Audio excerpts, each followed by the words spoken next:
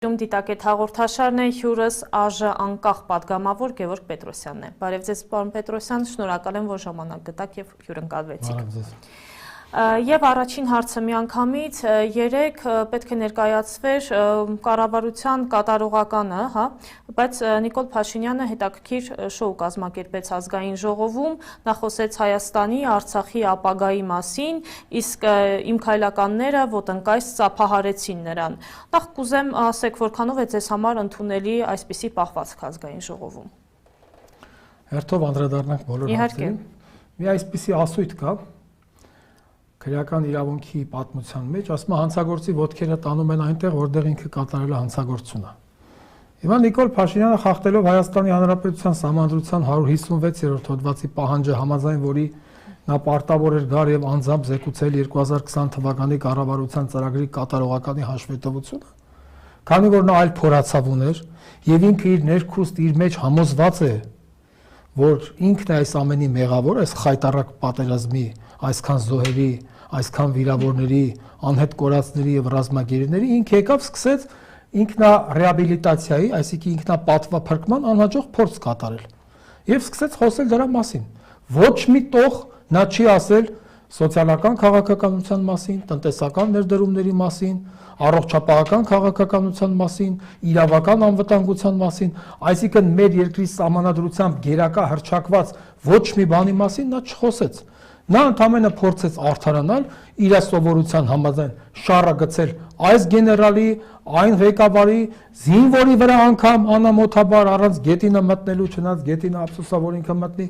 բայց ոչ միայն իր վրա։ Ինքը անմեղ է, բոլորը մեղավոր են։ Ինքը եկավ խայտառակեց իրան, ավելորդ չհամարեց նաև խայտառակել իրեն սատարող քաղաքական թիմին, որովհետև նման տխուր պայմաններում, նման սքի պայմաններում, այսքան զոհերի, նորից եմ կրկնում, այսքան անհետ կորածների պայմաններում գալ եւ ինչ որ ծափահարություններով ողջունել այդ անձնավորությունը, որ այս ամեն ինչի հիմնական մեղավորն է, սա խայտառակություն է, անգամ արդեն Ադրբեջանում են ծաղրել այդ ծափահարությունը։ Այնտեղ երբ որ իրանց են տախրահարչակ նախագահը հայտարարում է, որ Ղարաբաղը իրենցն է, Շուշին իրենցն է, ու անմիջապես ցույց է տալիս Հայաստանի ազգային ժողովում իրանց քայլականների բոռն ծափահարությունը։ Ունենց էլ պաթոսով էին ծափահարում, ոնց որ կարծես թե մեկն էլ կմտածեր, թե լավագույն բան է, ծափահարողի մրցանակաբաշխությունը հայտարարվելու հետո, որ հետո իրան նվեր տան, ասենք հաջորդ գալիք ընտրություններում ընտրացուցակում մի հատ անցողիկ տեղ զբաղացնի։ Այդտենց պաթոսով ծափահարում։ Ինչի վրա եք ծափահարում, արա, այսքան զոհերի վրա։ Բայց այդքան եռաբլուրից եք խոսում, այդքան սրա նրա սալյուտներից եք խոսում։ Այդ ձեր ծափահարություններն են ոչ պակաս սալյուտներ են։ Դուք ինչի վրա եք ուրախանում։ Եվ այնքան էլ անամոթ են, ասում է Հայաստանը ունի ապագա, դրա համար ենք ծափ տալի։ Որ ասում է տոլավ է, լրիվ այդ տարբերակն է։ Արցախը ունի ապագա։ Արցախի ապագան հանձնեցիք հողին համարյա։ Նիկոլ Փաշինյան, դու այդ հանձնեցիր հողին, եկել ես ստե ծափահարություն ես կորզում։ Իհարկե Հայաստանը ունի ապագա, որովհետև Հայաստանը ձեզնով չի ստեղծվել եւ բնականաբար ձեզնով էլ չի ավարտվելու։ Հայաստանը ունի ապագա, այլ է հարցը։ Հայաստանի ապագայում ձեր նմանները տեղ ունեն, թե ոչ։ Այսա բոլորովին ուրիշ հարց է։ Եվ այնքան էլ անհարմար էր, հասկանում եք, իրանց այն թիմակիցը, որը իրենց հետ ճանապարհ է եկել, ընդ որում գիտնական տղա, գիտական աստիճան ունեցող, համալսարանում մեծ ներդրում ունեցած տղա, երբ որ իրան ինքը քննադատեց, չէ, պատմաբան է, Գևորգյան Գոռը, շատ նորմալ անձնավորություն է, շատ հարգում եմ։ Իրան շուռա գալի, ասում է, երբ որ Գևորգյան Գոռը իսկապես իրավացիորեն քննադատեց, ասաց, ինչի համար եք էլի ծափարում, անընդունները նույն հաջողությամբ ինքը կարող էր ասել, գիտեք ինչ, եթե դուք ծափարելու առիթ չեք տեսնում, մի ծափարեք, բայց կանգնել ասել, հələ հիշի դու ով ես, սրանով ինքը մատնում է, որ իր թիմը խառախուռա զանգված է։ Մի քանի բացառություններ, այդ թվում նաև Գոր Գևորգյանին հանած, որովհետև նա գրագետ է։ Մեծամասնությունը խաբար չեն ուր են եկել, Գյումրիից քայլել են Երևան, ասել են արա դու լավ քայլում ես, դու կարող ես հանգարց լավ պատգամավոր ես։ Տեսեք, Նիկոլ Փաշինյանի պետական դավաճանությունը նաև ինչու՞մ է կայանում։ Մենք այս մասին կարծես թե մոռանում ենք, շատերս չենք խոսում, Լուսինե ջան։ Մարդու հայրենասիրությունը ղեկավարի, ես սա իմ անձնական գնահատականն եմ ձեր թույլտվությամբ, հնչեցնում։ Մեծապես կախված է նաև նրա կադրային ճիշտ քաղաքականությունից, չէ՞։ Որովհետև դու եթե պետության մասին մտածում ես, դու եթե այդ պետության ապագայի մասին, այդ ժողովրդի ապագայի մասին մտածում ես, դու պետք է բերես այնպիսի կառավարիչներ, որոնք կոմպետենտ են։ Հիմա ես մի հատ հարց եմ ձեզ տալի, ինձ էլ եմ տալիս այդ հարցը, մեզ։ Ասենք որ ձեզ հիմա մեկ ասի, ենթադրենք ձեզ $50,000 փող եմ տալիս, մեկի կույրաղիքը վիրատեք, դուք կմոտենաք այդ վիրատության։ Բնականաբար ոչ, դա իմ մասնագիտությունը չի ասեմ։ Ինձ մեկ ասի, ես քեզ 50,000 դրամ փող եմ տալի, դոլար փող եմ տալի, դու մոտեցի, ասենք, այս ինչի, ենթադրենք, չգիտեմ, կույրաղիքի կամ չգիտեմ ինչ մի վիրահատություն։ Ես ո՞նց կարող եմ մոտենալ։ Հիմա բան չի դրանց թվում, որ իրանք քայլերով կարան դառնան օրենսդիրներ։ Չէ՞ որ բժշկությունն էլ է մասնագիտություն, իրավաբանությունն էլ, չէ՞, օրենսդիր գործունեությունն էլ, չէ՞, դա մասնագիտություն է պահանջում։ Էդով է իրան թույլ տվել Նիկոլ Փաշինյանին։ Փողոցից հետը հավաքելով, ոնց որ sense մագնիսի նման խառախուռա զանգվածը քաշեց, բերեց, լցրեց ազգային ժողով, հիմա ինքը կրակնանգ է դրանց ձեռը։ Հիմա այդ խառախուռա զանգվածի, որոնք մեծամասնություն են այնտեղ կազմում, բոլորի մասին չի խոսքը, դրանցից ամեն մեկի հայտարարությունը մի հատ քրեական գործի հարուցման հիմք է։ Պարզապես իրավապահ մարմիններն են շվարած, ինչ անեն, հարուցեն, չհարուցեն, հանգարց չարժանանան մեծը Նիկոլ Փաշաևի բանին բացասական վերաբերմունքին գնահատականին, հիմա էլ իրանք չդառնան հետապնդման զոհ։ Բայց եթե մեր իրավապահ մարմինները իգիտություն իրանց եմ ասում, աչալուրջ լինեն, հետևողական լինեն, Փաշինյանի թիմակիցներից յուրաքանչյուրի հայտարարությունը 90%-ով հանցագործության հատկանիշներ է պարունակում։ Մենակ այն երեք ինքը բազմաթիվ իր հայտարարություն, իր ելույթի գաղտնիքներ բացեց անգամ բացահայտումներ, ուրեմն ռազմական գաղտնիքներ, մանրամասներ, որոնք ընդհանրապես այն էլ դու այդ աղա քեզ համարում ես գերագույն հրամանատար, դու այդքան բան չես հասկանում, որ բաներ կա չի կարելի։ Այս մարդը մի սկզբունք ունի, ամեն ինչի գնով իր վրից մեղքը բրթել ուրիշի վրա, մենակ ինքը մաքուր մնա, բայց ինքը երբեք մաքուր չի եղել ոչ մի առումով։ Շատ լավ, Փաշինյանը նաև մենք դժգոհում էինք, որ մեր իշխանությունները չեն պատասխանում Ալիևի հայտարարություններին։ Փաշինյանը երեք մեծ ոգևորությամբ իբրև թե պատասխանեց Ալիևին եւ նրան բանաստեղծություն նվիրեց, ասելով, որ ահա սա է մեր պատասխանը Ալիևին եւ ասեց, որ նա հոգեբանական աջակցության կարիք ունի եւ պետք է նրան կարեկցանքով մոտենալ, ոչ թե խոսել այնպես, ինչպես նա է մեզ հետ խոսում կամ վերաբերում։ Ինչպիսին է նրա պատասխանը։ Ուրեմն Փաշինյանը երբ որ վերադառնում է Ռուսաստանից, նա կամ պոետ է դառնում, կամ աբիժնիկ։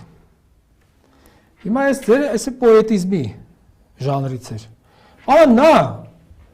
այսօր հելում քեզ ծաղրում է, ես այդ Ալիևի մասն է, այդ կենթանու անունը զզվում եմ տամ ազգանունը։ Նա քեզ այսօր հելում ծաղրում է։ Այսօր քո սահմանները ապահով չեն։ Այսօր դիակ տեղափոխող մեքենայի վրա նրա գիտությամբ այդ Ալիև կոչեցյալի քար են նետում։ Ճանապարհները լրիվ վտանգավոր են մարդկանց համար, կյանքի համար, առողջության համար։ Այսօր դու այդ ամեն ինչը մոռանում ես, շուռ ես գալի քո մի քանի անգրագետ թիմակցի միջոցով քարոզում ես խաղաղություն, այլևս պետք չի մենք իրանց թշնամի համար ենք, իրանք մեզ թշնամի, մենք իրանց ինչքան շատ ենք համարում, այնքան այս բառախաղը, այս տավտալոգիան, այդ նույնաբանությունը, իրանք մեզ են շատ համարում, մենք իրանք այդ ինչ-որ գցել նրա դաշտ, քո դաշտ, այդ աղա, նա քեզ թշնամի համարում եւ իր ասածներն անում է։ Իսկ դու այսօր եկել ես վոտանավոր ես զոնում իրան։ Ես էլ իրան զոնեցի վոտանավոր, երկու տողը կարակ կարդալ։ Այո, շատ հետաքրքիր է։ Մենք այդպես էլ վերնագրեցինք մեր հաղորդումը։ Ճիշտ էլ արել եք։ Կարաշ չխոսես խախուտ բայրակթար, որ չծիծաղեմ վրատ անդադար։ Այսօր անվաշ մամուլը, ռուսական մամուլը, ադրբեջանական մամուլը, તો ոչ միայն իրաց քաղաքական գործիչներ, լրագրողներ, անգամ դերասաններն են ծաղրում Նիկոլ Փաշինյանին։ Դու այդքանից հետո փոխանակ գործուն քայլեր ձեռնարկես այդ տղա։ Եկել ես վոտանավոր ես կարդում, ընդ էլ ասում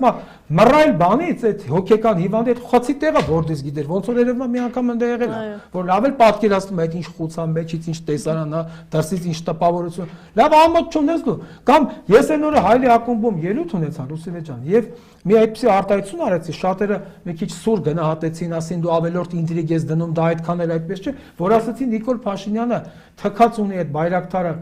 բանի մեր զոհերի եւ մեր գերիների եւ անհետ կորածների ընդհանրապես ճակատագրերի վրա ինձ ասացին կոպիտ ես խոսում։ Դուք հիշում եք երեք իր ելույթում դա ինչ անպատկառ արտահայտություն արեց։ Այո։ Ասես 4000 զոհ։ Սկզբից էլ ասում կաներես իրան թվում է իր կարշելքով, իր մեղքը դրանով քավում է։ Կներեք ասում օրինակի համեմատության համար։ Դե 4000 զոհ ասում մի 50 պլյուս մինուս հələ սրանն է։ Արա դու այդ ինչ ես գրիչ ես հաշվում, մատիտ ես հաշվում, դու մարդ ամեն մարդու կյանք ես հաշվում, արա ոնց թե 50 պլյուս 50 մինուս ոչինչ ես կոմենկոմ։ Սա ինչ վերաբերմունք է զինվորի։ Ծնողների վիճակը պատկերացնում է առհասարակ։ Ես պարզապես զարմանում եմ մեր այդ ծնողների վրա։ Այդ ձեր երեխեքին սա սկսել է արդեն հատով հաշվել։ Պլյուս մինուս անել։ Բա որ մնաց այդ արժանապատվությունը մեր ազգը, սրան պետք է հելնել, լարել ուղակի իր այդ առանձնատնից։ Ես ասի երեք, ասի գնա հրազդան գետում խեղդվի, քեզ խեղդի։ Նման արտահայտություն, լավ հենց չասեմ Գերագույն հրամանատարը, հենց չասեմ վարչապետի աթոռին զոդված անձը, լավ հայը իրավունք ունի մեկ այլ հայ երեխու զոհին հաշվի պլյուս մինուս 50-ով։ Արա այդ 50-ից չես կարող ազատվես։ Այդ 50-50-ից։ Մեծ խոսում էիր, գամ իշխանության, անմիջապես բացահայտվելու են թալանչիները, էսեն, երեք փոխանակ կառավարության ծրագիր զեկուցի, Լուսինե ջան, նայեկի խոսում է Բադեն-Բադենից, էս ինչ գեներալից, այն ինչ գնդապետից, Քոչարյանը էս արեց, Սերժ Սարգսյանը այն արեց, Լևոն Տեր-Պետրոսյանը, արա լավ ամոթ չունես, նայ տղա, ինքդ ում ես հիմարի տեղ դրա, դու ամենալավ օրինակը կարաս ծառայես դրա, դու ում ես հիմարի տեղ դրա, ինչ ես եկի խոսում։ Եվ նորից եմ ասում, երեք ինքը դե մի քանի գլուխ ունի, չէ՞, դե դև է ինքը։ Իմ կարծիքով իրան նախավերջի գլուխն էլ ինքը երեք թաղեց, մի հատ գլուխ է մնացել իրան։ Հələ տեսնենք այդ դրա թաղումը ոնց ենք անում, այդ հոգան իմ քայլականները ծափ կտան այդ վաղ։ Այդ վաղ ավելի ուժեղ են ծափ տալի։ Ինքը երեք որ կոպտեց իր նախկին թիմակցին, սա ավելի շատ, ես նրան լավ գիտեմ։ 5 մատիցս լավ գիտեմ նրան։ Սա ավելի շատ ոչ թե Գորգ Գևորգյանի դեմ էր ուղված, սա հաթաթայ առայժմ իր կողքը մնացածներին, որ արանը վաղը մյուսօր սաղիտել է տա սպասում։ Եվ ինքը անխտիր, ում որ այսօր ինքը համարում է իր հյուրային, Նիկոլ Փաշինյանը այնքան մորթապաշտ անձնավորություն է, իրան փրկելու համար սաղ ցեղին իր վարի կտա։ Սրանց էլ է վարի տալու, սրանց վրա հələ խաբար չկա։ Այսօր պարզապես ինքը հաթաթա տվեց, ասեց տեսեք հանգարց որևէ մեկը փորձի շեղվել իմ գծից, այս նույն հարցադրմանը արժանալու։ Ով ես դու, ով ես հիմա, ինչ գործ ունես այդ աթոռի վրա։ Արա բա որ այնտեղ ձեռը սխվում էր, բա չէիր հարցնում դու ով ես, ինչ գործ ունես։ Թե այնտեղ իրանք քեզ պետք էին, բերիր ցուցանիշ ապահովելու համար, իբր թե քու կողքներ կան, գիտնականներ, բաներ, բերիր հիմա հաթաթ հաշվի արդար ես տեսնում։ Ես էլ ասեմ գորի փոխարեն ես էլ եկ ասե ես այն եմ, որովհետև գորը համալսարանական ծագում ունի։ Ասե ես այն եմ, որտեղից քեզ թրցրեցին, քո անգրագիտության ու քո պահվածքի համար։ Ափսոս որ չասեց։ Շատ բարի, Փաշինյանը երեք արեց մեկ հետաքրքիր արտահայտություն, ասեց, որ նա հանդիպել է Լևոն Տեր-Պետրոսյանի հետ եւ Լևոն Տեր-Պետրոսյանը, կարծեմ հենց 2018 թվականին նրան ասել է, որ այլ ելք չկա, հողերը պետք է հանձնես, 10, ինչպես ինքն էր նշում։ Սա ինչի մասին էր խոսում, այսինքն կրկին նախկիններին էր մեղադրում, թե Ես ասեմ, Լուսինե ջան, նա մի զենք ունի, Նիկոլ Փաշինյանը մեկ զենք ունի։ Ինչից ուզում ես խոսա, այն ժամանակին երեխա ժամանակ լսած կլես, չէ՞, Ոչիլի անեկդոտը, որ մեկը մտնում է կենթանաբանության քննության, ինչ կենթանոց հարց են տալի, ասենք ասում է, էշը ունի բան, մորթի, էշի մորթու մեջ կա Ոչիլ ու գնաց, Ոչիլի մասին է խոսում։ Դե ասենք ակրորը լինի, ինքը շուրագալի Ոչիլի մասին է խոսում։ Ուխտը լինի, որ Նիկոլ Փաշինյանը մի երկ գիտի անցյալի մասին, անցյալների մասին։ Բան նախքին իշխանություն ինչ ասում ես ասում նախքին ես այսօր էլ մի առիթով ասել եմ հիմա ավելորդ չեմ համարում կրկնել տեսեք դա քանի որ օրենքներից կիլոմետրերով հեռու անձնավորություն է ինքը չի կարդում ոչ սահմանադրություն ոչ այլ օրենքներ տեսեք ընդունենք թե նախքինները ինչ որ չարաշահումներ արեն սկսենք նրանից որ առեսօր որևէ նախքին որևէ կոնկրետ չարաշահման համար առայժմ չի ճաշակել քրեակատարողական հիմնարկում գտնվելու ճակերտավոր բերկրանքը այսինքն չկա քրեական գործ չկա դատարանի օրինական ուժի մեջ մտած մեղադրական դատավճիռ չկա դատապարտյալ հետեւաբար ինչքան ուզում է խոսա պայմանականորեն ընդունենք անցյալի նախկինները գույք են կուտակել առանձնատուն են ստեղծել մեկը ինչ որ գործարան այդ է ուժեղ ծանր մեղք թե 7000 երեխա գլուխ ուտել է հետո սկսել երեխեքին պլյուս մինուսով հաշվել այդ տաղա որն է ծանր մեղք Նիկոլ Փաշինյան քեզ եմ հարցնում հա երեխեքի 7000 երեխու տան լույս ես դու այսօր մարե արա դու փոխանակ տնից դուրս չգաս եկել ես ազգային ժողովում մի հատ է թափ ես տալի գնացիր Պուտինի մոտ նստար sense կրավորական կեցվածքով չէիր իմանում ոնց ծառվեի կասնում մի պոչը էս թևի վրա աթոռի մի ոտ է այն թևի վրա ես մի թևը չգիտեմ որտեղ sense ճամարտակվելով sense գալարվելով շպարգալքից օգտվելով խայտարակ եղար եկել ես սեփական ազգի վրայի մատ ես թափ տալի արա դու վաբշե մենակ միտեղ կարաս մատ թափտաս Նիկոլ հայլու դեմը կայնած դու քո վրա մենակ միտեղ կարաս մատ թափտաս քո միակ մատ թափտալու տեղը հայլու դեմն է ամեն առավոտ որ հելնում ես չնաս չէր ստանալվում բայց հենց ուզենաս ստանալու ես մի հատ դու քո վրա մատ թափ կտաս ու կթքես դու քո երեսին ու քեզ այդ հարցը կտաս դու քանի գլխանի որ 7000 երեխու գլուխ կերար Եվ քանի որ կրկին նախկինների մասին ենք խոսում, Նիկոլ Փաշինյանը ասեց ամեն ինչում ինձ եք մեղադրում, այո թիվ 1 պատասխանատուն ես եմ, մեղավորը ես եմ, չգիտեմ։ Պետրոսի մոտ հաղորդման ժամանակ այս մարդը այնքան է ցնորվում։ Ասում է շատ եք մեղքին վրա բարդում։ Հետո ենք ասենք ինչ մեղք բարդենք ինքը պետք է հանձնառումով հանդես գա։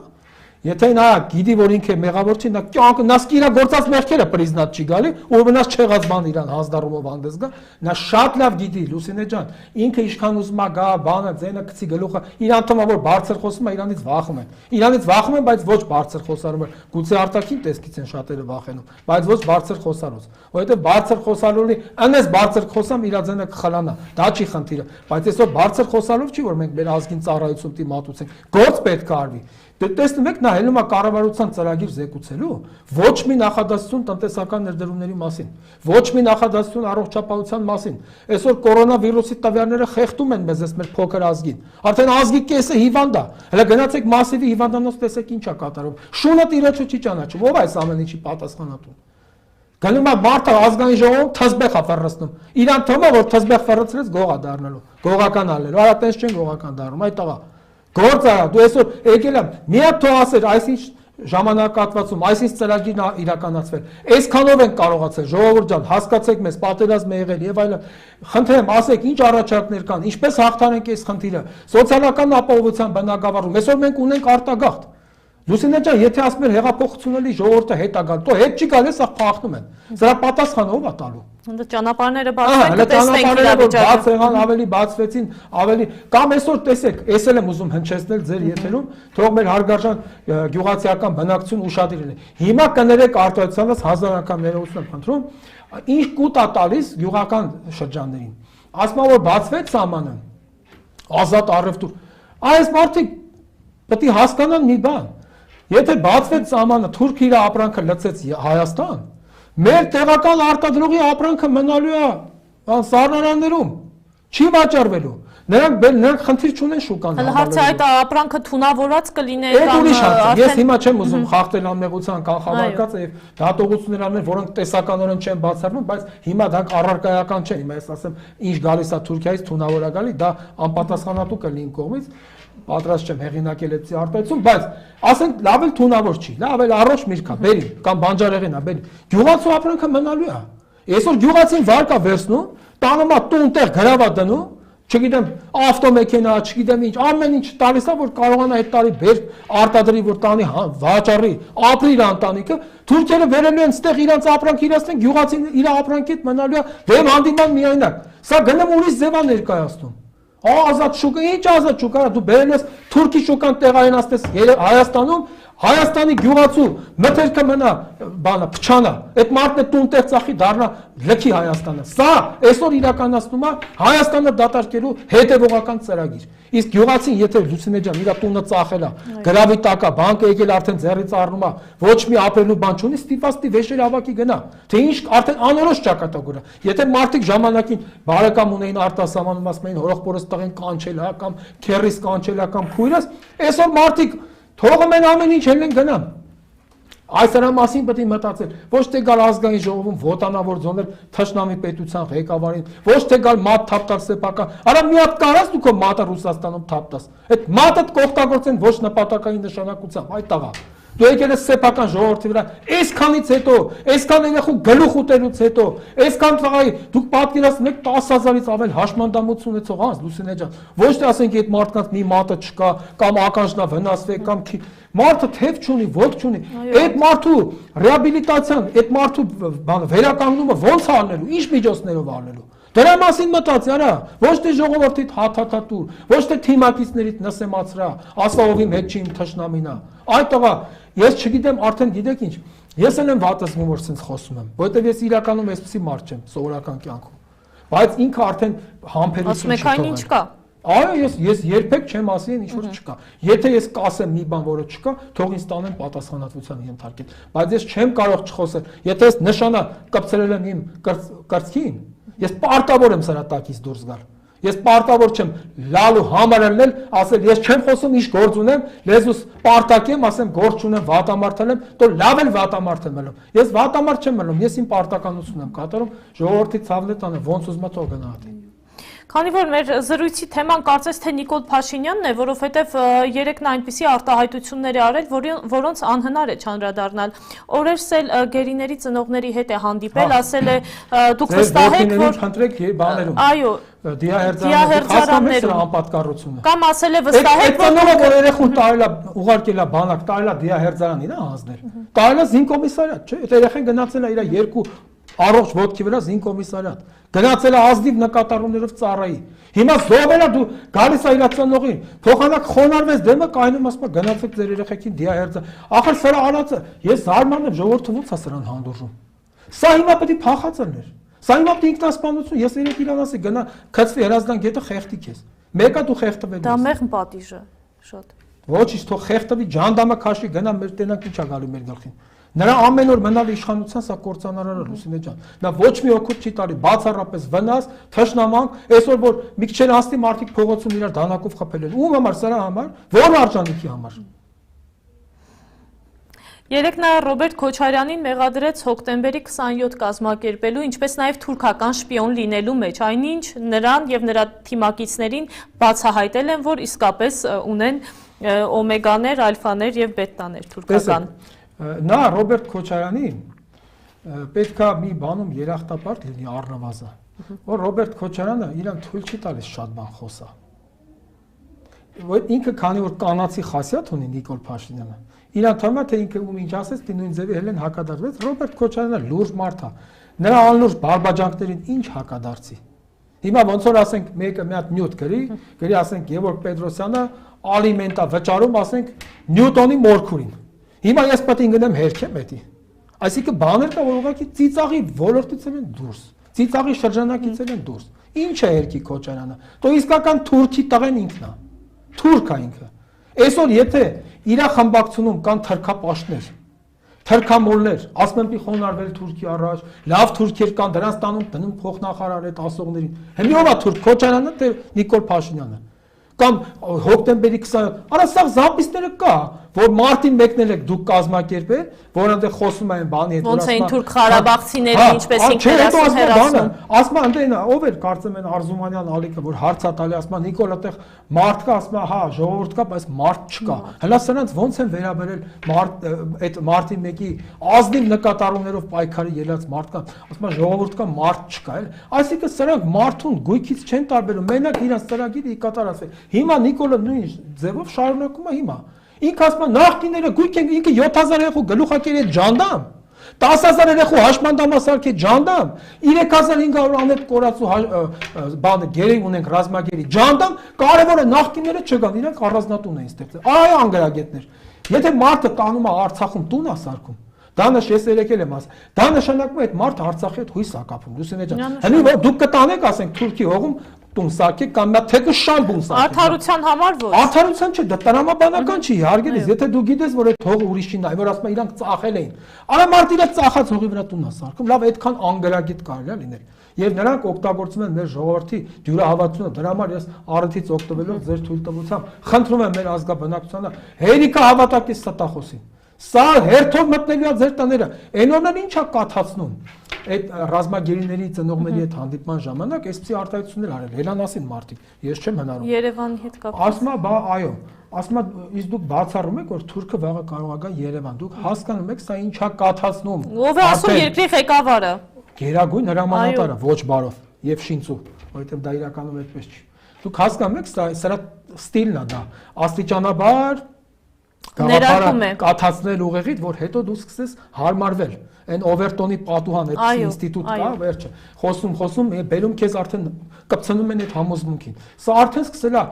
քանի կար բաներ, ասում էր Սյունիքը չենք հանձնում դեզ, այսինքն այդտենց չի էլ ասել։ Ես էսա այդել եմ հիմա ձեր թույլտվությամբ ասել։ Քանի կար ասում էր մենք հող հանձնող չենք, հիմա արդեն ասում է հնարավոր բացառում եք, որ թուրքը կարող է գա Երևան։ Այսինքն էսի մեզի մանրից հարմարացնում են մտքին, որ վաղը կարող է առավոտ շուտ դուրը ծեծեն, ասես կներեք ով է, ասենք ասի բանը, թուրքերեն ասի բարև ձեզ էլի, հա, ընդունենք հյուրասիրենք, չէ՞ ընդունենք, թեյ խմենք իրեն, թուրքը վաղ առավոտ կարող է դուրը դու իմանաս փոստալյոնն է, բացես պարզվի, ասենք, չգիտեմ եսի ով է, Սադամ չգիտեմ Միշնա կամ Ահմադ չգիտեմ Միշնա, այս մարդու բանը, Ես իրան ասում եմ, այն օրն էլ ասի, հիմա էլ եմ ասում, Նիկոլ, եթե դու մի քիչ տղամարդ ես եւ իսկապես չես խափում քեզ հավատացած հպարտ քաղաքացիներին, հիմա հել այսօր սիրում ես լայվ մտնել, հիմա ինչ վիճակում կմտնես, դու որոշի, բայց լայվ մտի ասա, խոստանում եմ, որ այս պահից սկսած որևէ հող Հայաստանից չի հանձնվելու Ադրբեջանին։ Դե հել ասա։ Եթե կհելես այդպես բան կասես, որ խոստանում եմ, որ Սյունիքից ոչ մի թիզ հող, Գևարքունիքի մարզից եւ Տավուշի մարզից ոչ մի թիզ հող չի հանձնվելու։ Տղամարդավարի հետ խոստացի, ես էլ եմ քեզնի ներողություն խնդրում քեզնից։ Չես կարա։ Այն ինքը սիրում էր, չի ասել, քուանշ։ Չես կարա։ Իհարկե հետաքրքիր էր։ Ձեռնոց նետեցիք Նիկոլ Փաշինյանին, տեսնենք կընդունի թե ոչ, պարոն Պետրոսյան։ Ձեռնոցա թե բոքսի պերչատկա, չգիտեմ, ինքը ես ասեմ, կարաս հել ասա։ Եթե կհելնես կասես, խոստանում եմ, որ Հայաստանից մի թիզ հող չի զիջվելու այս պահից, ես հելնեմ, խոնարհվեմ, շնորհակալություն հայտնեմ, ներողություն խնդրեմ Իրանից։ Չի կարա, ելի եմ ասում, քուանշ։ Շատ լավ։ Եվ կուզեմ խոսենք նաև մեկ պատգամավորի մասին, ով ասել է կներեք, դա պատգամավոր է, թե մանդատակիր, դրանք տարբեր բաներ են։ Մանդատակիր երևի ավելի ճիշտ կլինի ասել, այո։ Այդ ինտոնացիայից հասկացա, հետո ում մասին է խոսքը։ Արման Բաբաջանյանի մասին է խոսքը։ Նա ասել է, որ դատարանը Քոչարյանին չպատժեց, մենք կպատժենք։ Հետաքրքիր է, ինչ միջոցներով եւ լծակներով է Արման Բաբաջանյանը Ռոբերտ Քոչարյանին պատժելու։ Ուրեմն նա պատժելու հետ այնքան կապ ունի, ինչքան ես ասեմ խեցեգործության հետ։ Ես մի կարեմ խալի գործեմ, չեմ կարա։ Դա իմս չի։ Ինչ պատժելու մասին է։ Երկրորդ ես այն օրն էլ իդեպ ասեցի։ Արման Բաբաջանյանը լահագին նմանություններ ունի Նիկոլ Փաշինյանին։ Մի տարբերությամբ, որ մեկը սափրվում է, մյուսը չէ։ Բայց բանը նա պատժելու հետ ընդհանրապես կապ չունի։ Նա օրենքները չի կարդում, նա իրավաբանությունից միլիոն կիլոմետր հեռու է Արման Բաբաջանյանը կոչեցալ մանդատագիրը։ Ուրեմն տեսեք, ինչ է նշանակում պատժելու է Հայաստանի Հանրապետության, թե սահմանադրության եւ թե քրեական օրենսգրքի համաձայն, պատիժը դա պետական հարկադրանքի այն տեսակն է, որը կիրառվում է բացառապես պետության կողմից, պետության անունից համապատասխան մարմնի, այսինքն դատարանի միջոցով։ Ուրիշ որևէ մարմին անձի նկատմամբ պատիժ նշանակելու եւ հետագայում նաեւ պատիժը ի կատարածելու քրեակատարողական հիմնարկների միջոցով նման իրավասություն չունի։ Պատիժ կիրառելը դա հանրային իշխանության կարևորագույն ատրիբուտների դե դրանք ոչ սովորել են, ոչ բանանալ են, ինչ է։ Գուցե պաշտոն են խոստացել։ Չէ, ասենք, բայց դու ով ես այդ տղա, որ նման բան, այսինքն սա քաղաքական սանձարձակություն է։ Դու ով ես, որ պատժ, օրինակ ես երբեք ինձ թույլ չեմ տվել, ասենք, անգամ ուսանողին, որը ես ասենք պետք է իրան գնահատական նշանակեմ, հա, ես երբեք չեմ ասել, ես քեզ պատժելու եմ։ Ես կարող ասել եմ, որ ես քեզ օբյեկտիվ եմ գնահատելու, չեմ ընդառաջելու, բայց ես քեզ պատժելու եմ, որ նրա գնահատական այս ձեռքերի մեջ է։ Ես այդպեսի բան ինձ թույլ չեմ տվել, որովհետև ես դրա իրավունքը չունեմ։ Արման Բաբաջանյան, դու ով ես այդ տղա, որ ասես ես քեզ պատժելու եմ։ Դու ով ես, որ Քոչարյան, դու Քոչարյանին ժիվոյ դեմը տենաս կարող է անմիջապես առաջիկա բան մանգաս, պետքարան մանգաս, արա։ Քոչարյանին պատժել եմ, թանել չէ փրտած մածուն։ Դու լավ կարաս պատժվես։ Այդ ժամանակն էլ հեռու չի պետության օրենքի կողմից։ Եվ քանի որ մենք երկար ժամանակ չենք հանդիպել, պարոն Պետրոսյան, անում են Նիկոլ Փաշինյանի թիմակիցները հայտարարություններ, որոնք մեղմ ասած մեզ համար անընդունելի են։ Հայկական տարածքները չեն դադարում վերագրել ադրբեջանականի, մեկ ասում է Քարվաճառն է ադրբեջանական, մեկ ասում է Շուշին մերը չի եղել, Շուշին Շուշա են անվանում եւ այլն եւ այլն։ Այս մարդկանց հետ ազգային ժողովում ինչպես է կարողանում առհասարակ շփվել։ Ուրեմն անկեղծ ասեմ, Լուսինե ջան, ես շատ շփվող մարդ եմ։ Ես շատ մարդամոտ մարդ եմ, հակառակ ին վերաբերել այդ եթերային տպավորությունների բանին դե մարդկանց ման չի դու ծիծաղել էլ գիտես, բայց ես իրանց հետ շատերի 80% ես չեմ շփվում։ Ոչ թե որ ես լավ տղա եմ, իրանք վատ տղա են, ոչ թե ես հանճարեղ եմ, իրանք տագիտ, չէ, արժե համակարգի տարբերություն կա։ Հասկանում եք, ես չեմ կարող շփվել մեկի հետ, որը ասում է լավ թուրք կա։ Ես չեմ կարող շփվել մեկի հետ, որ ասում է ես խոնարհվում եմ թուրքերի առաջ։ Ես չեմ կարող շփվել մեկի հետ, որը ասում է, որ պատերազմը տանուլ տվեցին նախկինները։ Ես չեմ կարող շփվել մեկի հետ, որ ասում է Շուշին հայկական հող չի, Քելբաջարը հայկական հող չի, ուրանում են մեր եկեղեցիների արկայությունը, մեր պատմությունը։ Ես այդպես մարդու հետ ինչ շփվեմ։ Ես ձևական բարև ձեզ ինչպես եք, բան ասենց աշկերը ես իմ ցարկած, ես այդպես բար չեմ, այդպես բարևներ չեմ տալիս։ Ոչ ակնկալում եմ, սպասում եմ նման բարևներ, ոչ էլ ես եմ շռայլում այդպիսի իրանց նմաններին։ Ես իրանց հետ համարյա չեմ շփվում։ Եզակի մարդկանց հետ, որ անձնական, ասենք, հարգանք կա, ճանաչողություն կա, մինչև падգամավոր լինելը կամ գուցեև падգամավորական աշխատանքի ընթացքում, բայց նորմալ մարդ է, տեսնում ես, դե բոլորին չի կարելի նույն արշինով։ Բայց ես այնտեղ 80% հետ բարև չունեմ։ Հիմա թե իրանք իմ բարևին սպասում են, չեն սպասում, այդ ինձ չի հետաքրքրում։ Ես իրանց բարևին չեմ սպասում։ Ես 7000 երեխու զոհվելու հանգամանքը դրած մի կողմ, ինչա իրանց փառապանց ղեկավարն է ճամարտակում թիվ 1 ամբիոնից, հելնել հոտնկայս ծափարել, ես նման մարդկանց հետ ոչ մի ընդհանրություն չունեմ։ Հետևաբար եւ բարև բարլուսի ակնկալիք ու ցանկություններ չունեմ։ Եվ հունիսի 20-ին հայտարարված են արտահերթ խորհրդարանական ընտրություններ, միշտ նշում եմ Նիկոլ Փաշինյանը ֆեյսբուքյան գրառմամբ է դա հայտարարել, բայց այնուամենայնիվ ընդդիմությունից որոշ խմբակցության ներկայացուցիչներ համաձայնեցին Նիկոլ Փաշինյանի հետ գնալ ընտրությունների, դա եղավ Բարգավաճ Հայաստան խմբակցության առաջնորդ Գագիկ Ծառուկյանի հետ հանդիպումից հետո։ Ինչ է տեղի ունեցել այդ հանդիպման ժամանակ եւ ինչի ընդդիմության այսպես կարկառուն ներկայացուցիչներից մեկը հենց Գագիկ Ծառուկյանը միանգամից համաձայնեց գնալ նրա հետ ընտրությունների։ Քանի որ ես այլևս Բարգավաճ Հայաստան խմբակցության մեջ չեմ, ես չեմ միջամտում իրենց կուսակցական գործերին եւ անկեղծ ասած մանրամասներին էլ չեմ տիրապետում, թե ինչ շարժառիթներով Ծառուկյանը գնաց, համաձայնվեց չեմ։ Ես ինձ իրավունք չեմ վերապահում այդ թեմայով։ Կարող եմ ունենալ սեփական վարկած, բայց վարկածս հնչեցնել որպես տեսակետ եւ ակնկալել, որ դա կդառնա շրջանառության մեջ հայտնվող տեսակետ, հավակնություն այդպեսի չունեմ։ Ամեն քաղաքական ուժ իդեմս իր ղեկավարի ինքն է որոշում իր անելիքը, ինքն էլ պարտավոր է կանխատեսել այն գնահատականները, որ կարող են հնչել իր հայտարարությունների եւ իր անելիքների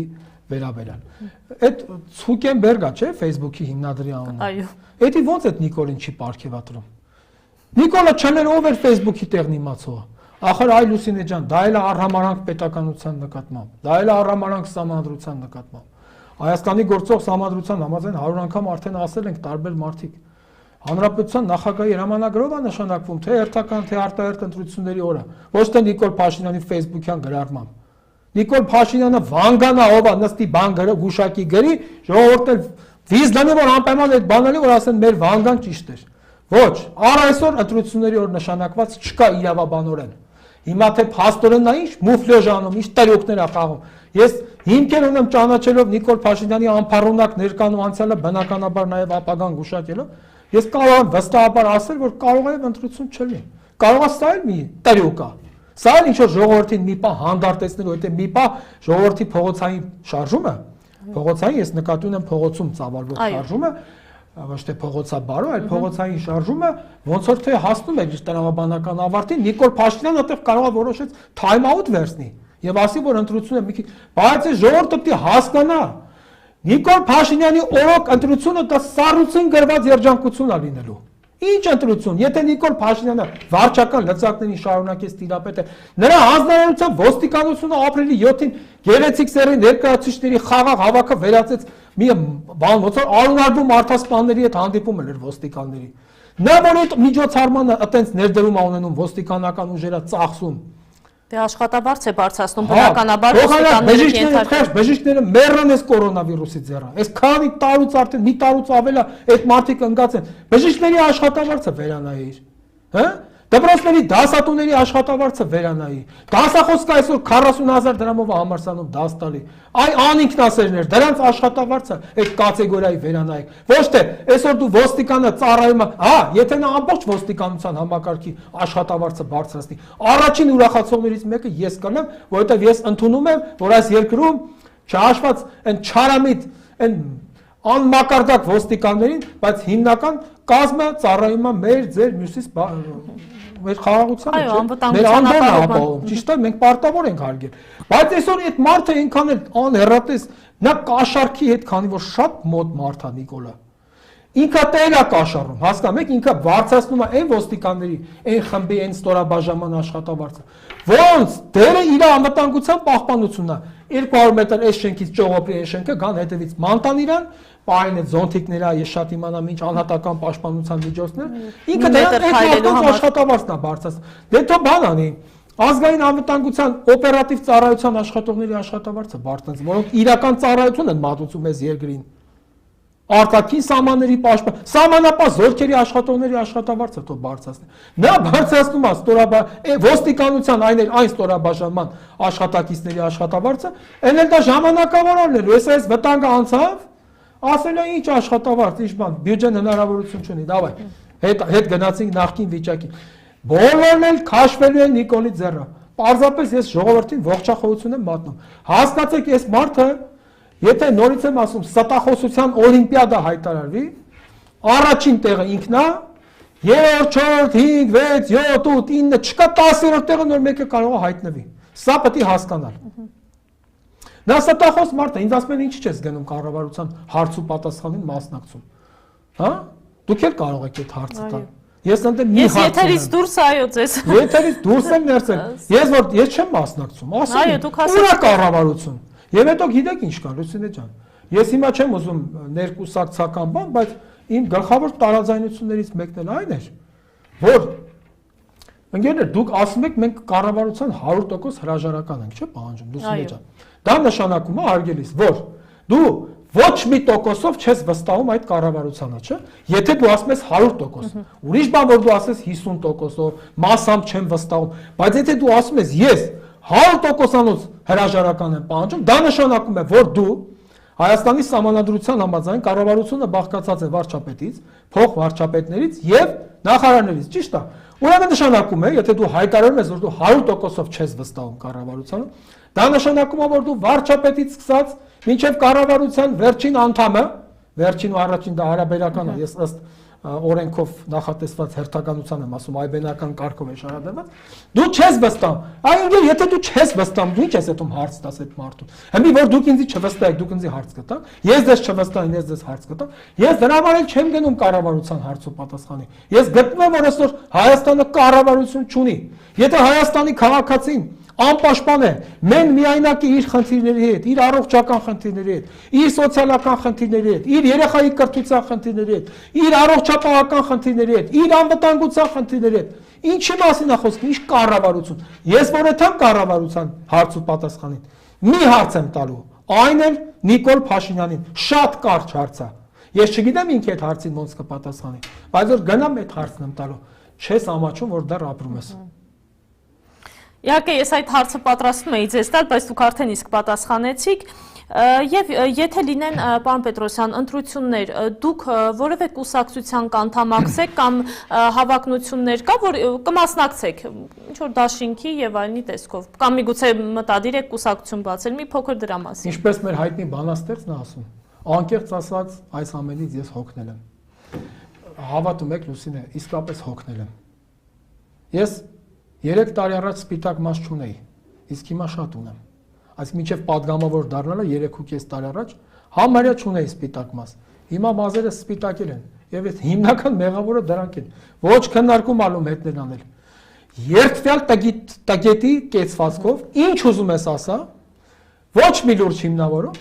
նախագիծը դեմ է քվեարկում։ Իսկ չի մտնում օրակարգ։ Ինչ անես սրանց հետ։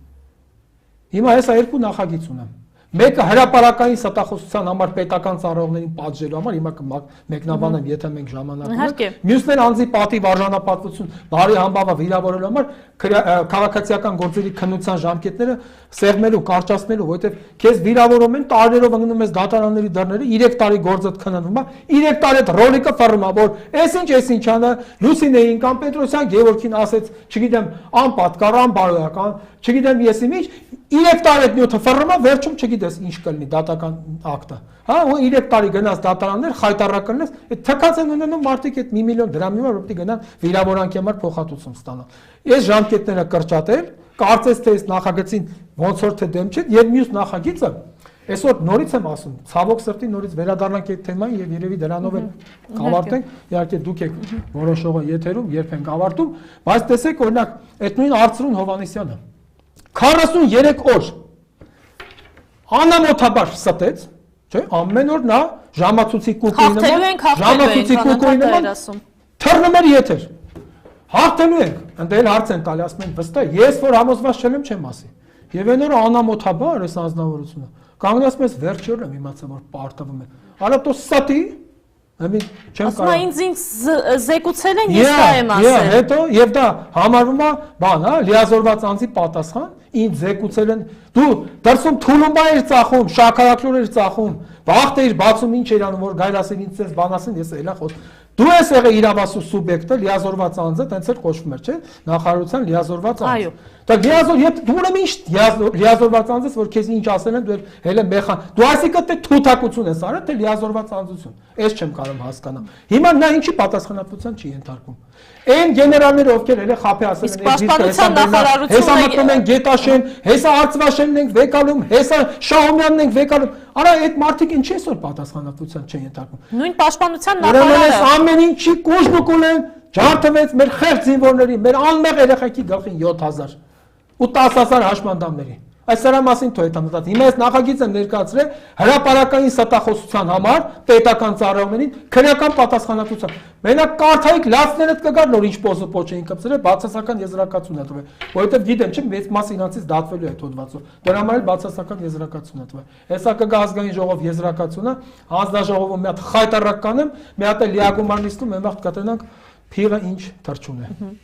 Պարոն Պետրոսյան, ասացիք, որ հոգնել եք այս ամենից։ Սա նշանակում է, որ հնարավոր է դուք քաղաքականությունից առհասարակ դուրս գաք։ Հնարավոր է, անկեղծ ասած, այդպես էլ եմ մտածում, բայց ես ափսոսում եմ այն ինչ որ արել եմ եւ ամաչում եմ որ ժողովրդին ես ասեմ իմ հետ էլ գործ չունեք։ Ինձ կասեն դու այդքան պայքարեցիր, ես դրանից եմ, թե չէ իսկապես հավատացեք, ես հիմա արդեն առաջարկ կա մի շատ բարձր վարձատրվող աշխատանքի, ես հիմա մտածում եմ գնամ իմ բարեկեցության մասին, մինչեւ որ պատգամավոր դառնալ, ես շատ լավ ապրում եմ, շատ բարեկեցիկ կյանքով, մտածում գնամ շարունակեմ այդ կյանքը, բայց մեկ էլ ամաչում եմ որ մարդիկ կասեն էսեր քո դուխ, էսեր քո պայքարի։ Չգիտեմ հիմա այս բան, բայց ես չեմ թաքցնում, իմ համար կա մի ուժ, կա մի մարդ, ում ես հավատում եմ, եւ նաեւ չեմ թաքցնում, որ այդպիսի նախնական իհարկե շատ նախնական պայմանավորվածություն կա, եւ ես հավատում, ես եթե մեկին չհավատամ, ինձ պետք չի գնամ կանգնեմ իր կողքը։ Ես ասել եմ եւ էլի կրկնել եմ, որևէ խնդիր չկա եւ առավել եւս ես պատիվ եմ ունեցել այդ մարդու երեխեքին էլ դասավանդել շատ պարկեշտ հարգանքով ուսանողներ են եղել, շատ կիրթ, բանիմաց, հարգանք ամենակարևորը պահող, երբեք իր երեխեք իրար թույլ չեն տվել, ելեն սրա նրա մասին գրառում անեն, սրա նրա իր պապու տարիքի մարդ հետ անունով խոսա։ Ես ամեն ինչը հաշվի եմ առնում։ Մարդու կերպարը թե ինձ համար ընդունելի չէ, երբեք չեմ գնա այդ մարդու կողքից դրա կարիքը չունեմ։ Այս բան կա մի անձ, մի ուժ, ինքը իսկապես ուժ է ներկայացնում, ես իրանել եմ ժամանակին քննադատել։ Հիմա որ կանչեցնեմ իր կառավարման տարիներին, բայց որ համեմատում ես իր տարիներն ուր, հիմա ուր, ամենաառաջինը հայը պաշտպանված է զգացել իր հողում, հայը ապահով է զգացել իր հողում, աղքատություն էս մակարդակին չի եղել, ամեն մարդ կարողացել է իր չափով ապրել։ Այսօր ի՞նչ է կատարվում։ Աղքատությունը աճում է, գործազրկությունը աճում է, արտագաղթը աճում է, երկրի անվտանգության վրա թակած։ Այդ Նիկոլ Փաշինյանը, արա ես դրա անունը չեմ ուզում տամ, բայց անդադ ախր այնքան բան կա ասելու, Լուսինե ջան, մի եթերը, ես մինչև առավոտ կարամ խոսամ, անկեղծ եմ ասում, այնքան ասելիք կա։ Ուրեմն տեսեք, գալի մատա թափ տալի սեփական ժողովրդի վրա, այս անամոթությունից հետո, այս խայտարակությունից հետո։ Մուրադովը գեներալ, որ այսօր իր ուսերին է մեր սահմանային ամբողջ անվտանգությունը։ Մուրադովը կանգնեց ասեց, ձեր ղեկավարը ձեզ մոլորության մեջ ակցում ձեր իշխանությունը։ Արա, Նիկոլ, մի հատ բախտդ փորձի պատասխան տա իրարա։ Քեզ քֆորից բեթար է այսի։ Կներեք էլի։ Հայյանքից բեթար է։ Չէ, եթե ասենք ռուսական գեներալը խաղաղապահ զորքերի հրամանատարը գլխավոր կայնում է լրագրողին ասում է ձեր իշխանությունը պրովոկացիա են անում, այո, մոլորության, Լուսինե ջան, ռազմագերիների մեր ամենացավոտ տեղը։ Այ բալա երեխեք մի ժամ ուշատուն գալի 20 անգամ զանգում ես հեռախոսի վրա։ Ասես ուր ես տղա ջան, արի, մութը ընկա։ Արա բա այդ մարդիկ ինչ անեն, Լուսինե ջան։ Լացդ գալիս է։ Այդ մարդիկ ինչ անեն, որ ամեն դռան կողպեքի ձենը լսելուց իրաց թվում է թե իրաց բալեն եկավ, սրանք էլ ծաղրում են։ Այսօր 50 ռազմագերի է, գնում եկի հոп Սամվելոտը դատարկել։ Արա ամոթ ունեցեք։ Այ անպատկառներ, տես չի կարելի մարդկանց զգացմունքների հետ խաղալ, այ անթասիկներ։ Եվ այդքան տաղա է Նիկոլ։ Բա մի հատ հակադարձ ես, դու էլ վռոցի գերագույն հրամանատար ես։ բան է, պետություն է ներկայացնում ոչ բարով, չնայած պետության գլուխը սահմանադրության համաձայն նախագահն է, բայց ինքը իրան շուշուտ է, չէ՞, սիրում ասել, իմ կին առաջի կնի, ես էլ առաջի տաղա եմ, հա, էլի։ Ու բանը, ասենք ինքը մի հատ թող ասեր ոչ թե մոլորության մեջ, ես ինչ ես ասում, դու ես իմ ժողովրդի աշկի, տո չի կարանի Մուրադովի, սկի Մուրադովի ենթակային չի կարա հակադարձի։ Ինքը մենակ կարա իր եղբայր Ալիևին ներբողներ ձոնի ազգային ժողովի թիվ 1 ամբիոնից։ Եվ խնդրում եմ հնչեցրեք այն անձնավորության անուն ազգանունը։ Եթե հանդիպեք Ռոբերտ Քոչարյանին, ինչ կասեք։ Ես կասեմ, որ նախ շնորհակալություն պետք է հայտնեմ իրան, որ ինքը հանդգնություն ունի, գիտակցված հանդգնություն ունի, երկիրը դուրս բերել այս վիճակից։ Ես անձամբ օրինակ չէի գնա այդ քայլը, ես ճիշտն եմ ասում։ Ես այդքան քաջություն չունեմ։ Ես չեմ կարող իմ մեջ ես այդ ուժը, ես կարամ սատարեմ իմ մասնագիտական ունակություններով։ Ամեն ձև գնամ կողքը կանգնեմ, բայց ես ամբողջը չեմ ստանձնի։ Ես ճիշտն եմ ասում։ Պետք է առաջերտին շնորհակալություն հայտնել իրան, որ ինքը պատրաստակամություն է հանձնում այս վիճակից երկիրը։ Է լավ վիճակում ով ասես կեթակը կառավարի։ Հաղթանակած պետությունն էլի ով ասես կկառավարի։ Տնտեսական երկնիշ աճ արձանագրած պետությունն էլի ով ասես կկառավարի։ Ժողովուրդը խաղաղ ապրի, իրավական առումով անվտանգ, ով ասես այս վիճակից դուրս բերելու համար քաջություն է պետք։ Հալալա իրան, որ ինքը պատրաստակամություն էր։ Ես պարզապես որ հանդիպեմ, խնդրելու եմ հնարավորինս արագացնել իր քայլերը։ Եվ ես վստահ եմ, որ իր կողքը շատ մարդիկ, իհարկե սրանք իրանց այդ փչացած ռետորաբանությունը դեռ չեն թարգում, այն անունների տարբեր բաներ, արա մեկ ասեմ, ամենամեծ մարդասպան այսօր մեր աշխի դեմնա մենք հանդուրժում ենք իրան։ 7000 երեխու գլխակեր, որի նախագահն է 7000 երեխու գլուխ կերը, 7 հոգու գլուխ։ Ու շարունակել ղեկավարել։ Ու շարունակել ղեկավարել, մատել թափել ժողովրդի վրա։ Ես հավատում եմ իրան։ Այնուամենայնիվ չի բացառում, որ ես որոշեմ ընդհանրապես դուրս գալ, որովհետև ասեմ իսկապես զզվել եմ այս ամենից։ Կամ ցես կտեսնեք նրա թիմում։ Այո, ես պատրաստ եմ։ Ես ճիշտ ասեմ, ես դերասանություն չեմ անում, դերասանություն պետք է Հովհաննես Թումանյան, ինչպես ասում էր, բեմի վրա դերասանությունը հարգելի զբաղմունք, կյանքում հարգելի զբաղմունք չի։ Ես դերասանություն չեմ, ես պատրաստ եմ, բայց սա նախնական, այսպես ասած, տրամադրվածություն է, գնահատական, մնացածը ընթացքում ժամանակը ցույց կտա, բայց ես իրեն եմ տեսնում այն մարդը, ով վճռականություն ունի, ով խոսքի տեր է, ով տղամարդ է, ես պատրաստ եմ աջակցել։ Խնդիր չկա, եթե իմ աջակցությունը պետք չի, ես չեմ անի։ Ես իհարկե էլի կանեմ, բայց ասենք ես չեմ գնում աջակցեմ, այս բանը ինձ տվեք, ես չունեմ այդպիսի կարիք։ Ես իրանք թող որոշեն, որն է իմ տեղը։ Ես իմ համար գիտեմ, որն է իմ տեղը։ Ես գիտեմ ում ես ամենաշատը որ դիրքից կարամ օգնեմ, բայց գեղեցիկ չի, որ ես ընդհանրեն որ ես այդպես եմ մտածում, շատ անկեղծ ասեմ, շատ առաջարկներ են եղել, բայց ես ինձ համար այդպես բան չէ, որ ինքնանպատակ, ահա վազեմ ես ինչ առաջարկում։ Փաշինյանի թիմի կողմից եղել է առաջարկ։ Փաշինյանի թիմից որոնց առաջարկին այդ համենձի խփեմ էլի։ Ոնց կարան Փաշինյանի թիմից ինձ բան առաջարկեն։ Առաջին, որ ես նորից եմ ասում, մենք արժե համակարգի տարբերությունն է, երկրորդ իրանք լավ գիտեն ում ինչ են առաջարկում։ Ինձ երբեք չի եղել առաջարկ, որ այսինչի կողքից թռի արի իմ կողքը, որտեղ իրանք գիտեն, ես այդ մարդը չեմ։ Ամեն մարդ գիտի, չէ՞, դիմացին ինչ առաջարկի։ Ինձ շատ լավ գիտեն ինչ կարելի առաջարկել։ Ոչ, առաջարկ կոնկրետ չի եղել իրանց թիմից, ուրիշ տեղերից եղել են, բայց ես շատ խելոք, շատ համեստ ձևով հասկացրել եմ, որ էլի հարգելով ձեզ, բայց ես իմ հետագա անելիքը, եթե տեսնում եմ քաղաքականության մեջ, ես տեսնում եմ այս մարդու կողքին։ Շատ լավ։ Շնորհակալ եմ ինչպես միշտ անկեղծ եւ դիպուկ հարցազրույցի համար։ Զրուցում էինք ազգային ժողովի անկախ падգամավոր Գևորգ Պետրոսյանի հետ, այսօր այսպիսին էր։ Բարև սիրելիներ, եթերում է Էնդշպիլ վերջնախաղ Կարմենի հետ հաղորդաշարը։ Մեր հյուրն է ազգային ժողովի ԲՀԿ խմբակցության падգամավոր Գևորգ Պետրոսյանը։ Բարև ձեզ, պարոն Պետրոսյան։ Բարև ձեզ։ Շնորհակալ եմ մեզ հյուրընկալվելու համար։ Ես եմ շնորհակալ։ Մինչ շախ եւ մատ, առայժմ Էնդշպիլ։ Դետոնատոր է։ Պայթում է ցանկացածի ոտքի տակ, ցանկացած պահի ի անհրաժեշտություն։ Ասել ըմբոստների ցեղից է նշանակում է ոչինչ չասել։ Գիտությունների թեկնածու մեր հյուրը այդ ամենի հետ նաև խիստ պահպանողական է, զգայուն, ինտուիտիվ, նաև իմպուլսիվ, երբեմն մաքսիմալիստական, բայց միշտ ինքնաբուխ ու անկեղծ։ Իրավաբան է։ Ծնվել է Երևանում, արմատներով լորեցի է։ Շիտակությունն ու օրթոդոքսությունը նրա բնութագրիչներից ամենաեականները չեն բնավ։ Նա նաև գիտական մոդուլացիաներով առաջնորդվելու կարողություններ ունի։ Սովորել, ավարտել, դասավանդում է ԵՊՀ-ում։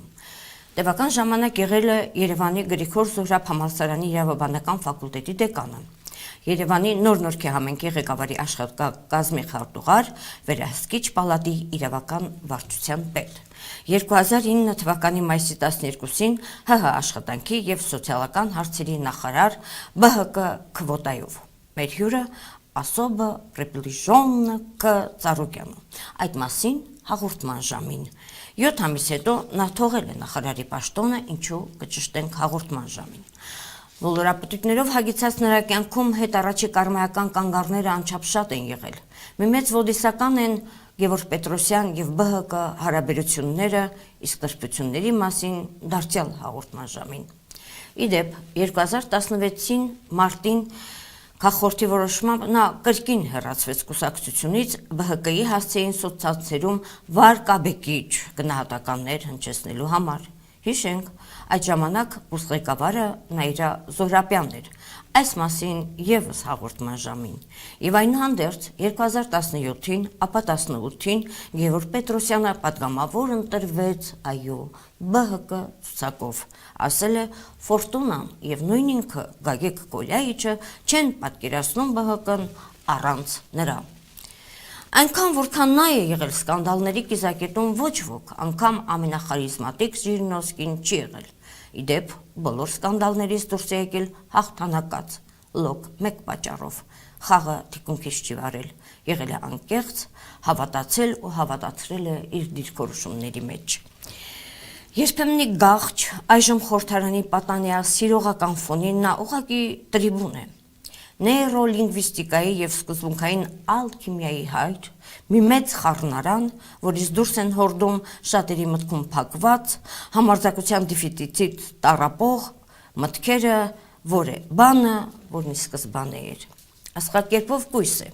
Հիշենք, կույսերին գրավում է ամեն ինչ, ինչ կանաչ է։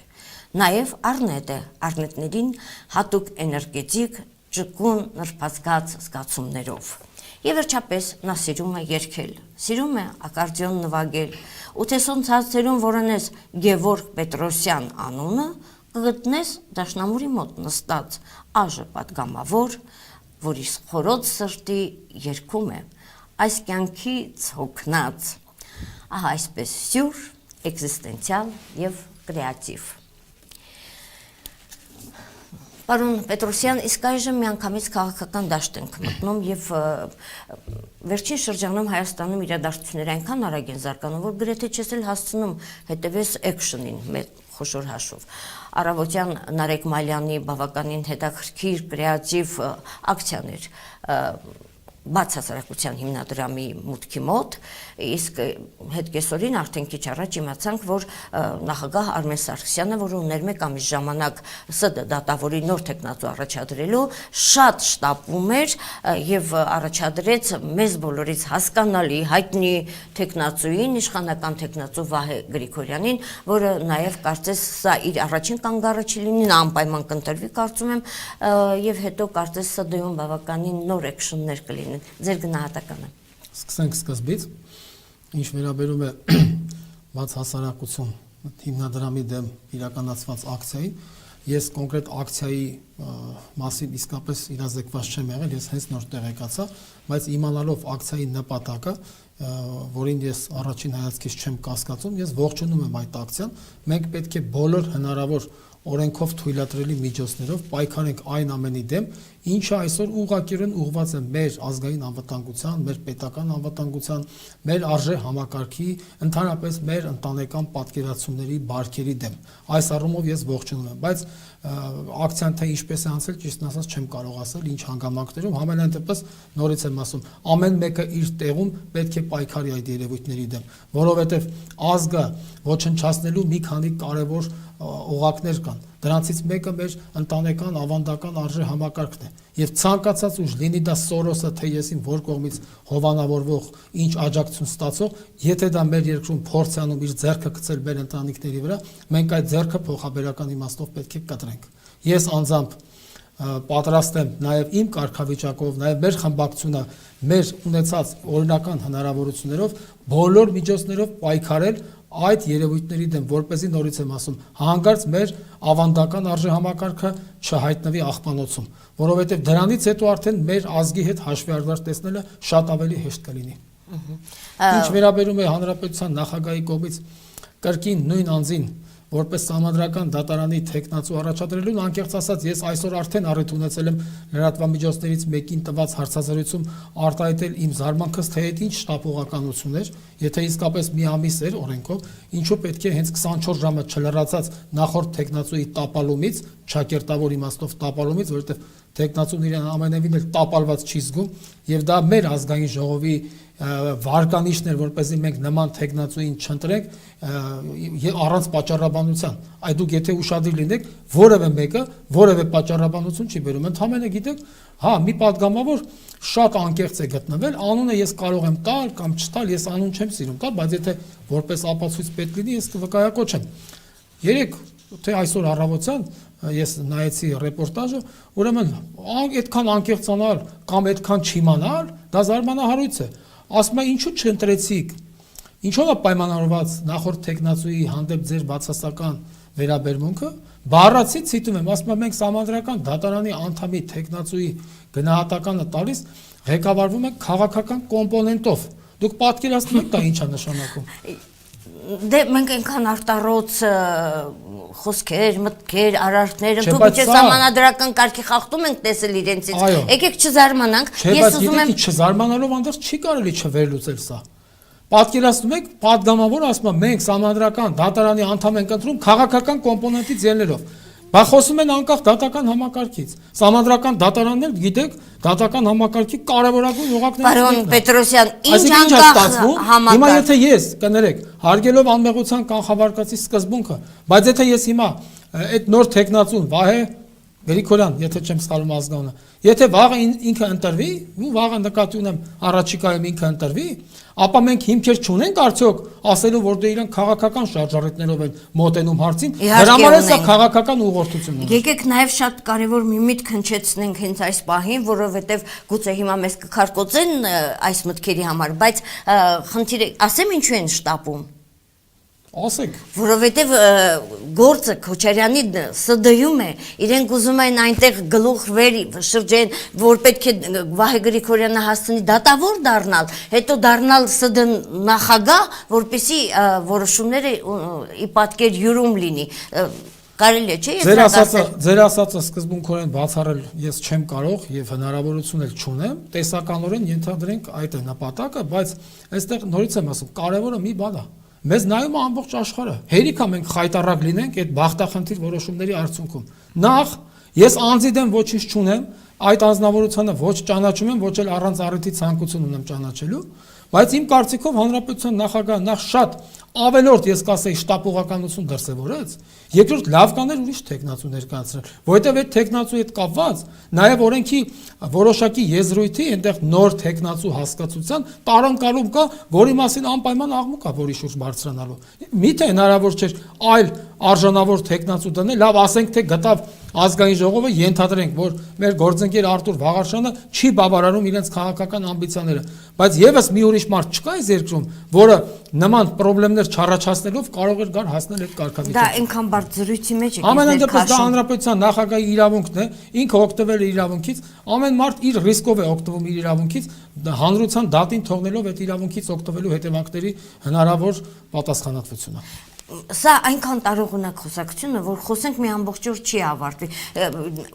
Անկամ կարող է մի բան է կարևոր։ Անձերից վերանանք, բացարձակապես ասում եմ ես ոչինչ չունեմ այդ անձնավորության դեմ, բայց վտանգը այն է, որ փաստորեն արդեն բաց է հայտարարվում, որ համանդրական դատարանը պետք է համարել քաղաքական շարժառիթներից ելնելով։ Իսկ սա մեր երկրի խայտարակությունն է։ Ախր մի բան էլ ասեմ, նոր անցնեմ առաջ։ Պարոն Պետրոսյան, գիտեք ինչն է պատճառը։ Իրենք ժողովրդին հանեցին դուրս, հակասահմանադրական ձևով իրենք ժողովրդին կոչ արեցին գնալ դատարանները փակել։ Իրենք փողոցում ժողովուրդ չունեցան, 1100 հոգի իրենց թիմակիցը հայտարարեց։ Որպեսզի հասնեն իրենց նպատակին, իրենք պետք է շրջապատկեն սահմանադրական դատարանը։ Իսկ աշխարհը թույլ չտվեց դա իրենց անել։ Հիմա իրենք այսպիսի կոմպոնենտներով առաջ են գնում, այնքան հասկանալի քաղաքական ենթատեքստերը, որ անգամ խոսելը անիմաստ է, բայց այստեղ կա նաև Արմեն Սարգսյանի բարական։ Ինչու է այդպես վարվում Արմեն Սարգսյանը, այսպես ասած, իր քաղաքական, ասեմ, չգիտեմ, նախագահական ամբողջ կարիերայի վրա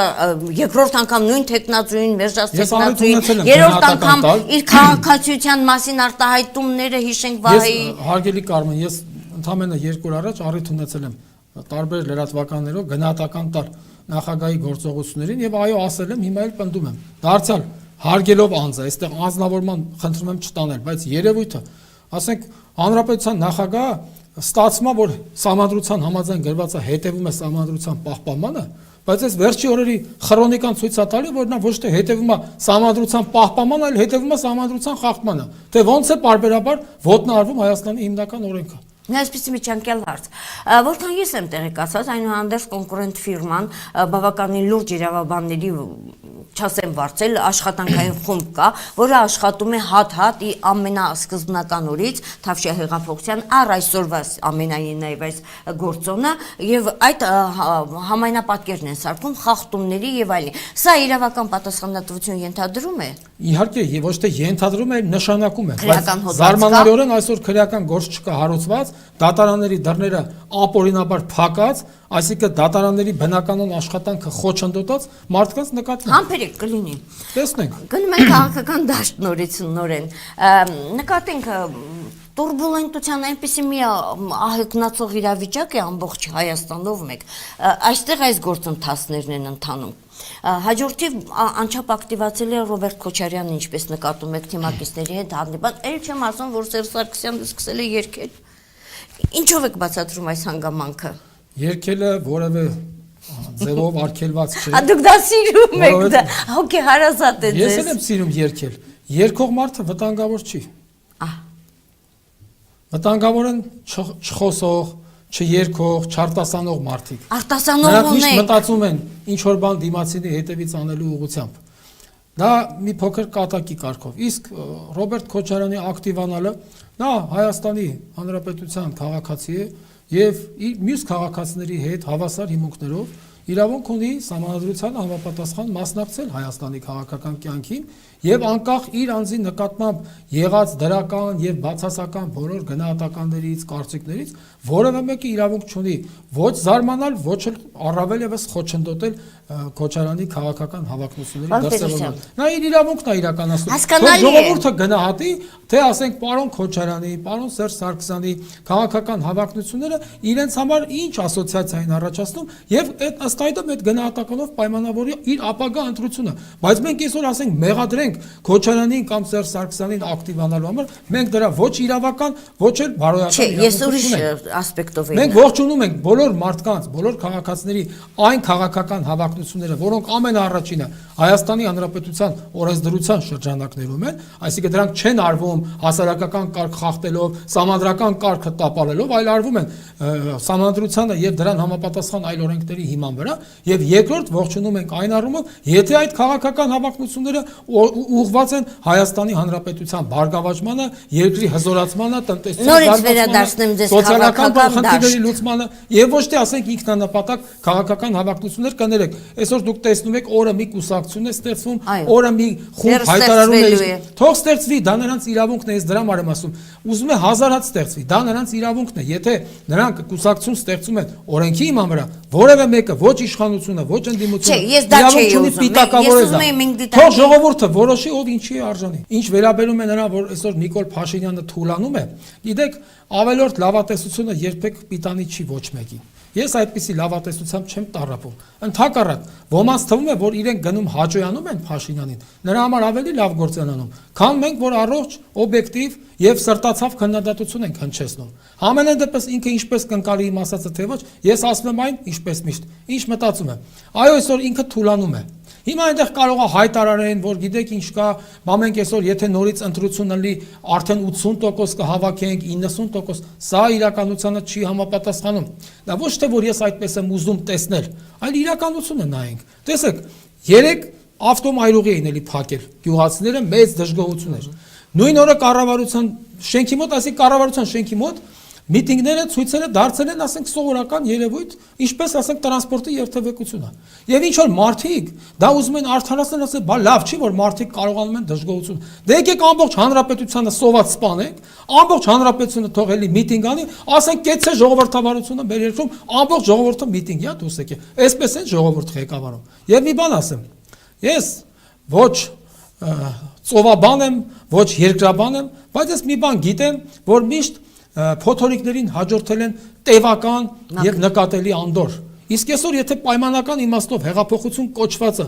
ես կոչված եմ ասում, որովհետեւ առանձին վերապահումներ ունեմ, դա ըստ էության հեղափոխություն էր, թե պարզ իշխանափոխություն։ Հեղափոխությունից հետո ենթադրվում է, որ կյանքը պետք է զուլալվեր, հանդարտվեր, մարդիկ արդեն ապրեին խաղաղ, այսօր մարդիկ ավելի անհանգիստ են։ Գործազրկությունը ավելանում է։ Ոչ մի ներդրում Հայաստանում չի կատարվում օտարերկրյա։ Ես հիմա դրա պատճառներն էլ, եթե թույլ տաք կանդրադառնամ, իմ անձնական կարծիքը կշարադրեմ, որը նաև շատ հարցերում համընկնում է մեր կուսակցության կարծիքի հետ, որովհետև մենք առիթ ունեցել ենք նաև խմբակցության անունից դժգոհություն հայտնել։ Այո, բայց այսօր կյանքը ոչ մի դրական տեղաշարժ չի արձանագրում։ Մենք ասում ենք, եթե նորից ընտրություն լիներ, ավելի շատ այդ ո՞նց պետք է։ Դա վերկոչվում է վերահսկելի քաոս։ Ամենայն դեպս ասեմ ձեզ, այս հեղափոխության գերագույն նպատակը Ղարաբաղն է, որը դեռ հարգելի Կարմեն, նաև մի բան ասեմ։ Ես ասել եմ, մենք միշտ ասում ենք, նույն պարոն Ծառուկյանը միշտ ճշտում է։ Մենք չենք շարախնդում այս անհաջողությունների վրա։ Մենք ուրիշ բան ենք ասում ենք ընկերներ, եթե իսկապես դուք միայն ձեր ուժերով չեք կարողանում, ի՞նչն է խանգարում, որ մենք միասին բոլորս, մենակ մենք չէ, բոլոր ուժերին կարող Հայաստանի հավաքեք, այդ քայլածներին, որոնց շատերի գլխում դատարկություն է, դրանց ասեք լավ ես արել քայլել ես։ Բայց դուք ինչ եք անհնարինը ակնհայտում ունենալ։ Մեկ հարցնում եմ ձեզ։ Տեսնում չի ստացվում։ Տեսեք, մեկ հարցնում եմ, դուք որ քննադատում եք, դուք տեսլական ունեք, այո, մեր տեսլականը սա է։ Պետք է վեր դնել մի նախադասությամբ, վեր դնել, դեն նետել այդ քաղաքական նեղ ամբիցիաները, ասել ես ինչի իմ հետ քայլելա, ուրեմն նա պետք է նախարար լինի։ Անհնարին, չէ, դա անհնարին չի։ Չէ, բա ինչն է, այսինքն ասենք անհնարինն է, թողնենք երկիրը գնա կործանման, հիմա Հայաստանը գնում է կործանման։ Միջազգային հարաբերություններում ոչ մի հաջողություն չունենք, տնտեսության մեջ հաջողություն չունենք։ Հələ մի բան էլ ձեր նշած, ես դրա անունը չեմ տալիս, այդ դրսի խողովակներով ստեղ հովանավորող անձն են, այնտեղ երևի հազարավոր կիլոմետրերին կողմ հիանում է, թե Հայաստանում ոնց են բարոյական ուղղությամբ կտրուկ եւ տեսանելի քայլեր ձեռնարկում, բայց ինչ մնաց կործանվելու։ Պարոն Պետրոսյան, ուրեմն կա մեծ իմաստնություն տիեզերքում ու ամենուր, որպեսզի բուժես հիվանդությունը, ոչ թե հետևանքները, այլ պատճառը պետք է բուժես։ Դուք ասում եք եկեք հետևանք չի լինում այդպես։ Հա մի խոսք էլ կա, ասում են հնարավոր չի բուժել այն հիվանդին, որը չի ընդունում, որ ինքը հիվանդ է։ Դե վերջ, եթե այսօր իշխանությունը հիվանդ է, ապիկար է, շատ հարցերում, իրանք չեն ընդունում, մի բան էլ ասեմ, առիթից օգտվելով։ Տեսեք, մենք հոկտեմբեր ամսին պարոն Ծառուկյանը եւ պարոն Փաշինյանը ստորագրեցին համագործակցության հուշագիր, ճիշտ է։ Մեր մասով, այդ թվում վարչապետի տեխնացու չառաջադրել, պաշտպանել իրենց տեխնացուին, անցկացնել ընտրությունները համաձայնվել անցկացնել դեկտեմբերին։ Մեր մասով Բարգավաճ Հայաստանը բոլոր այդ 5 թե 6 կետին լիարժեք հավատարիմ։ Բա որ իշխանափոխություն չէր, հեղափոխություն չէր, ինչի գնացիք ստորագրեցիք։ Ասեմ ինչի, որովհետեւ ժողովուրդը ուզում էր տեսնել այդ մարդուն։ Մենք ասեցինք ժողովուրդը ուզում է, մենք ժողովուրդը խաչելը Քրիստոսին։ Չէ, դա գիտեք ինչ, ես մեր ժողովրդի մասին համենայն դեպս դու կան այնտեղ այնպիսի տարեր, որոնք իսկապես լծված են մեր արժե համակարգը քանդելու գործին, բայց ես չեմ կարող ինձ իրավունք վերապահել լինելով այդ ժողովրդի մի մասնիկը ժողովրդին պիտակավորել։ Մեր ժողովուրդը լավ է, ժողովուրդ է, պարզապես եթե մի քիչ ապրելու պայմանները բարելավի, մեր ժողովուրդը հրաշագործ ժողովուրդը մեր ազգը։ Ինչի պետք է պիտակավորենք։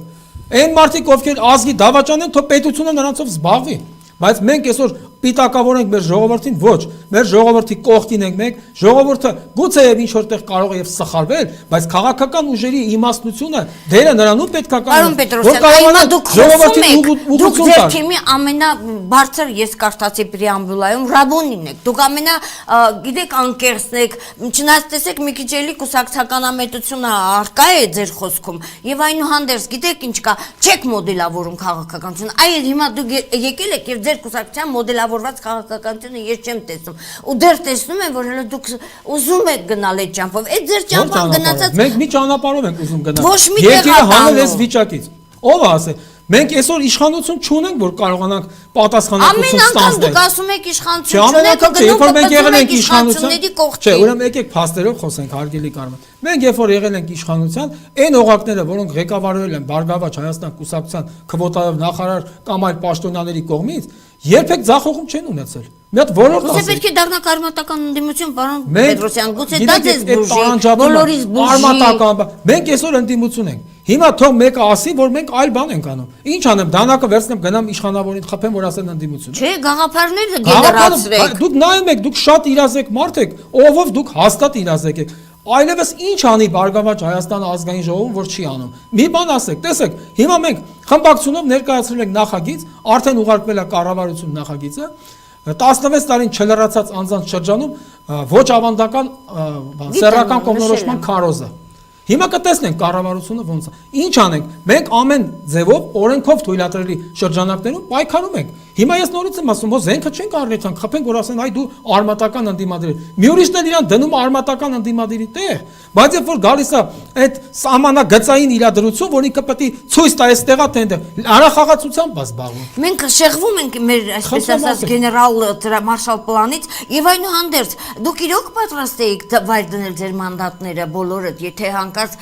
այդ խնդիրը գար։ Դուք առինջի այգում հավաքվել եք, նստել եք, խոսել եք, անգամ ձեր միջից ձեր հայտնի թե օպոնենտներից մեկը հարցրել է Ծառուկյանին, ասել է. «Իրոք մենք մինչև վերջ կգնանք այս անգամ»։ Ախր գիտեք ինչ է ստացվում, պարոն Պետրոսյան, անկեղծ լինենք, էլի։ Նենց չի որ ես այսպես դատավորի դերը ստանձնեմ։ Գալիս եք, հասնում եք վերջին պահին, մեջք եք անում ու հեռանում եք։ Բայց ներողություն, փաստերով խոսենք։ Մենք ասել ենք, որ եթե այսինչ բանը լինի, այո, մենք մեր ղեկավարի կողքին ենք, բայց այդ բանը չի եղել, որ մենք շուրգային գնային։ Բայց ժամանակներ առաջ բանը հասել էր այդ բանի։ Հիմա ենթադրություններ չանենք, իրադրությունը պետքա վրա հասնել եւ մենք կատարելու ենք մեր քայլը, բայց այդ իրադրությունը վրա չի հասել։ Մենք մեր ղեկավարի կողքին ենք, մենք լարախաղացությամբ չենք զբաղվում։ Այո, հիմա ով ինչ կպիտակավորի, հիմա մենք կուսակցության անդամ ենք, պետք է կուսակցությունը պաշտպանենք։ Նոր է մեր կարևոր հարցերը սահմանացի։ Դուք ընդդիմություն եք, պարոն Պետրոսյան։ Մենք եւ իրավաբանորեն եւ փաստացի ընդդիմություն ենք։ Բայց դուք օժանդակել եք, չէ՞, հեղափոխությանը։ Իհարկե, մենք ժողովրդի ջուր եք ուղարկել։ Գիտեք, այդ ջուր ուղարկելը դա շատ նշանային համակարգ։ Իրանց համար սարքել են մատի փաթաթան, ամոթա, մենք առաջին հերթին մեր մտքերով, մեր երբ որ այսօրվա իշխանությունների ամենաբարձր օղակների ներկայացուցիչներին, այսինքն վարչապետին, ազգային ժողովի նախագահին եւ իմ քայլը դաշինքի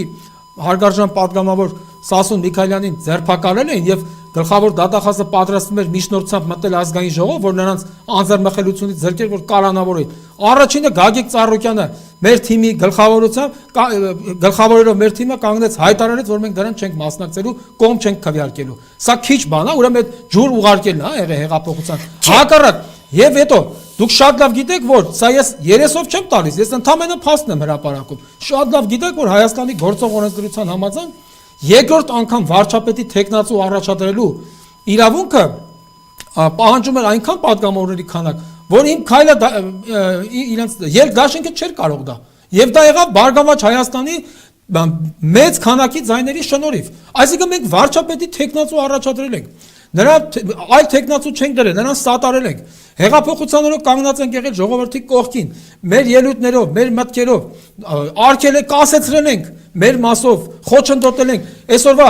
հանրապետության ղեկավարների կալանավորմանը։ Այդ ամեն ինչը հեչ ջուր ուղարկելը անհարմար է։ Հիմա դուք բռնվեցիք ջուր ուղարկելուց։ Հիմա թույլ կտակ ես էլ խոսեմ։ Դա գաղտնի չեն կարևոր բանը։ Հա, համբերատար ձեզ լսում եմ։ Հիմա համբերատար ինձ լսեք։ Լսում եմ։ Պարոն Պետրոսյան, հիմա նկատեք, դուք օժանդակել եք, նրանց օգնել եք բանտից ազատելու եւ այլը, երկրորդ անգամ վարչապետ։ Ինչի՞ չեք առաջադրել վարչապետ։ Բա առաջադրեք։ Ձեր նախարարներին փողոցում իրավաբան Պետրոսյանի հետ եմ ես խոսում։ Փողոցում ազգային ժողովի բակում հանում են պաշտոնից։ Եվ դուք չեք ընդվզում,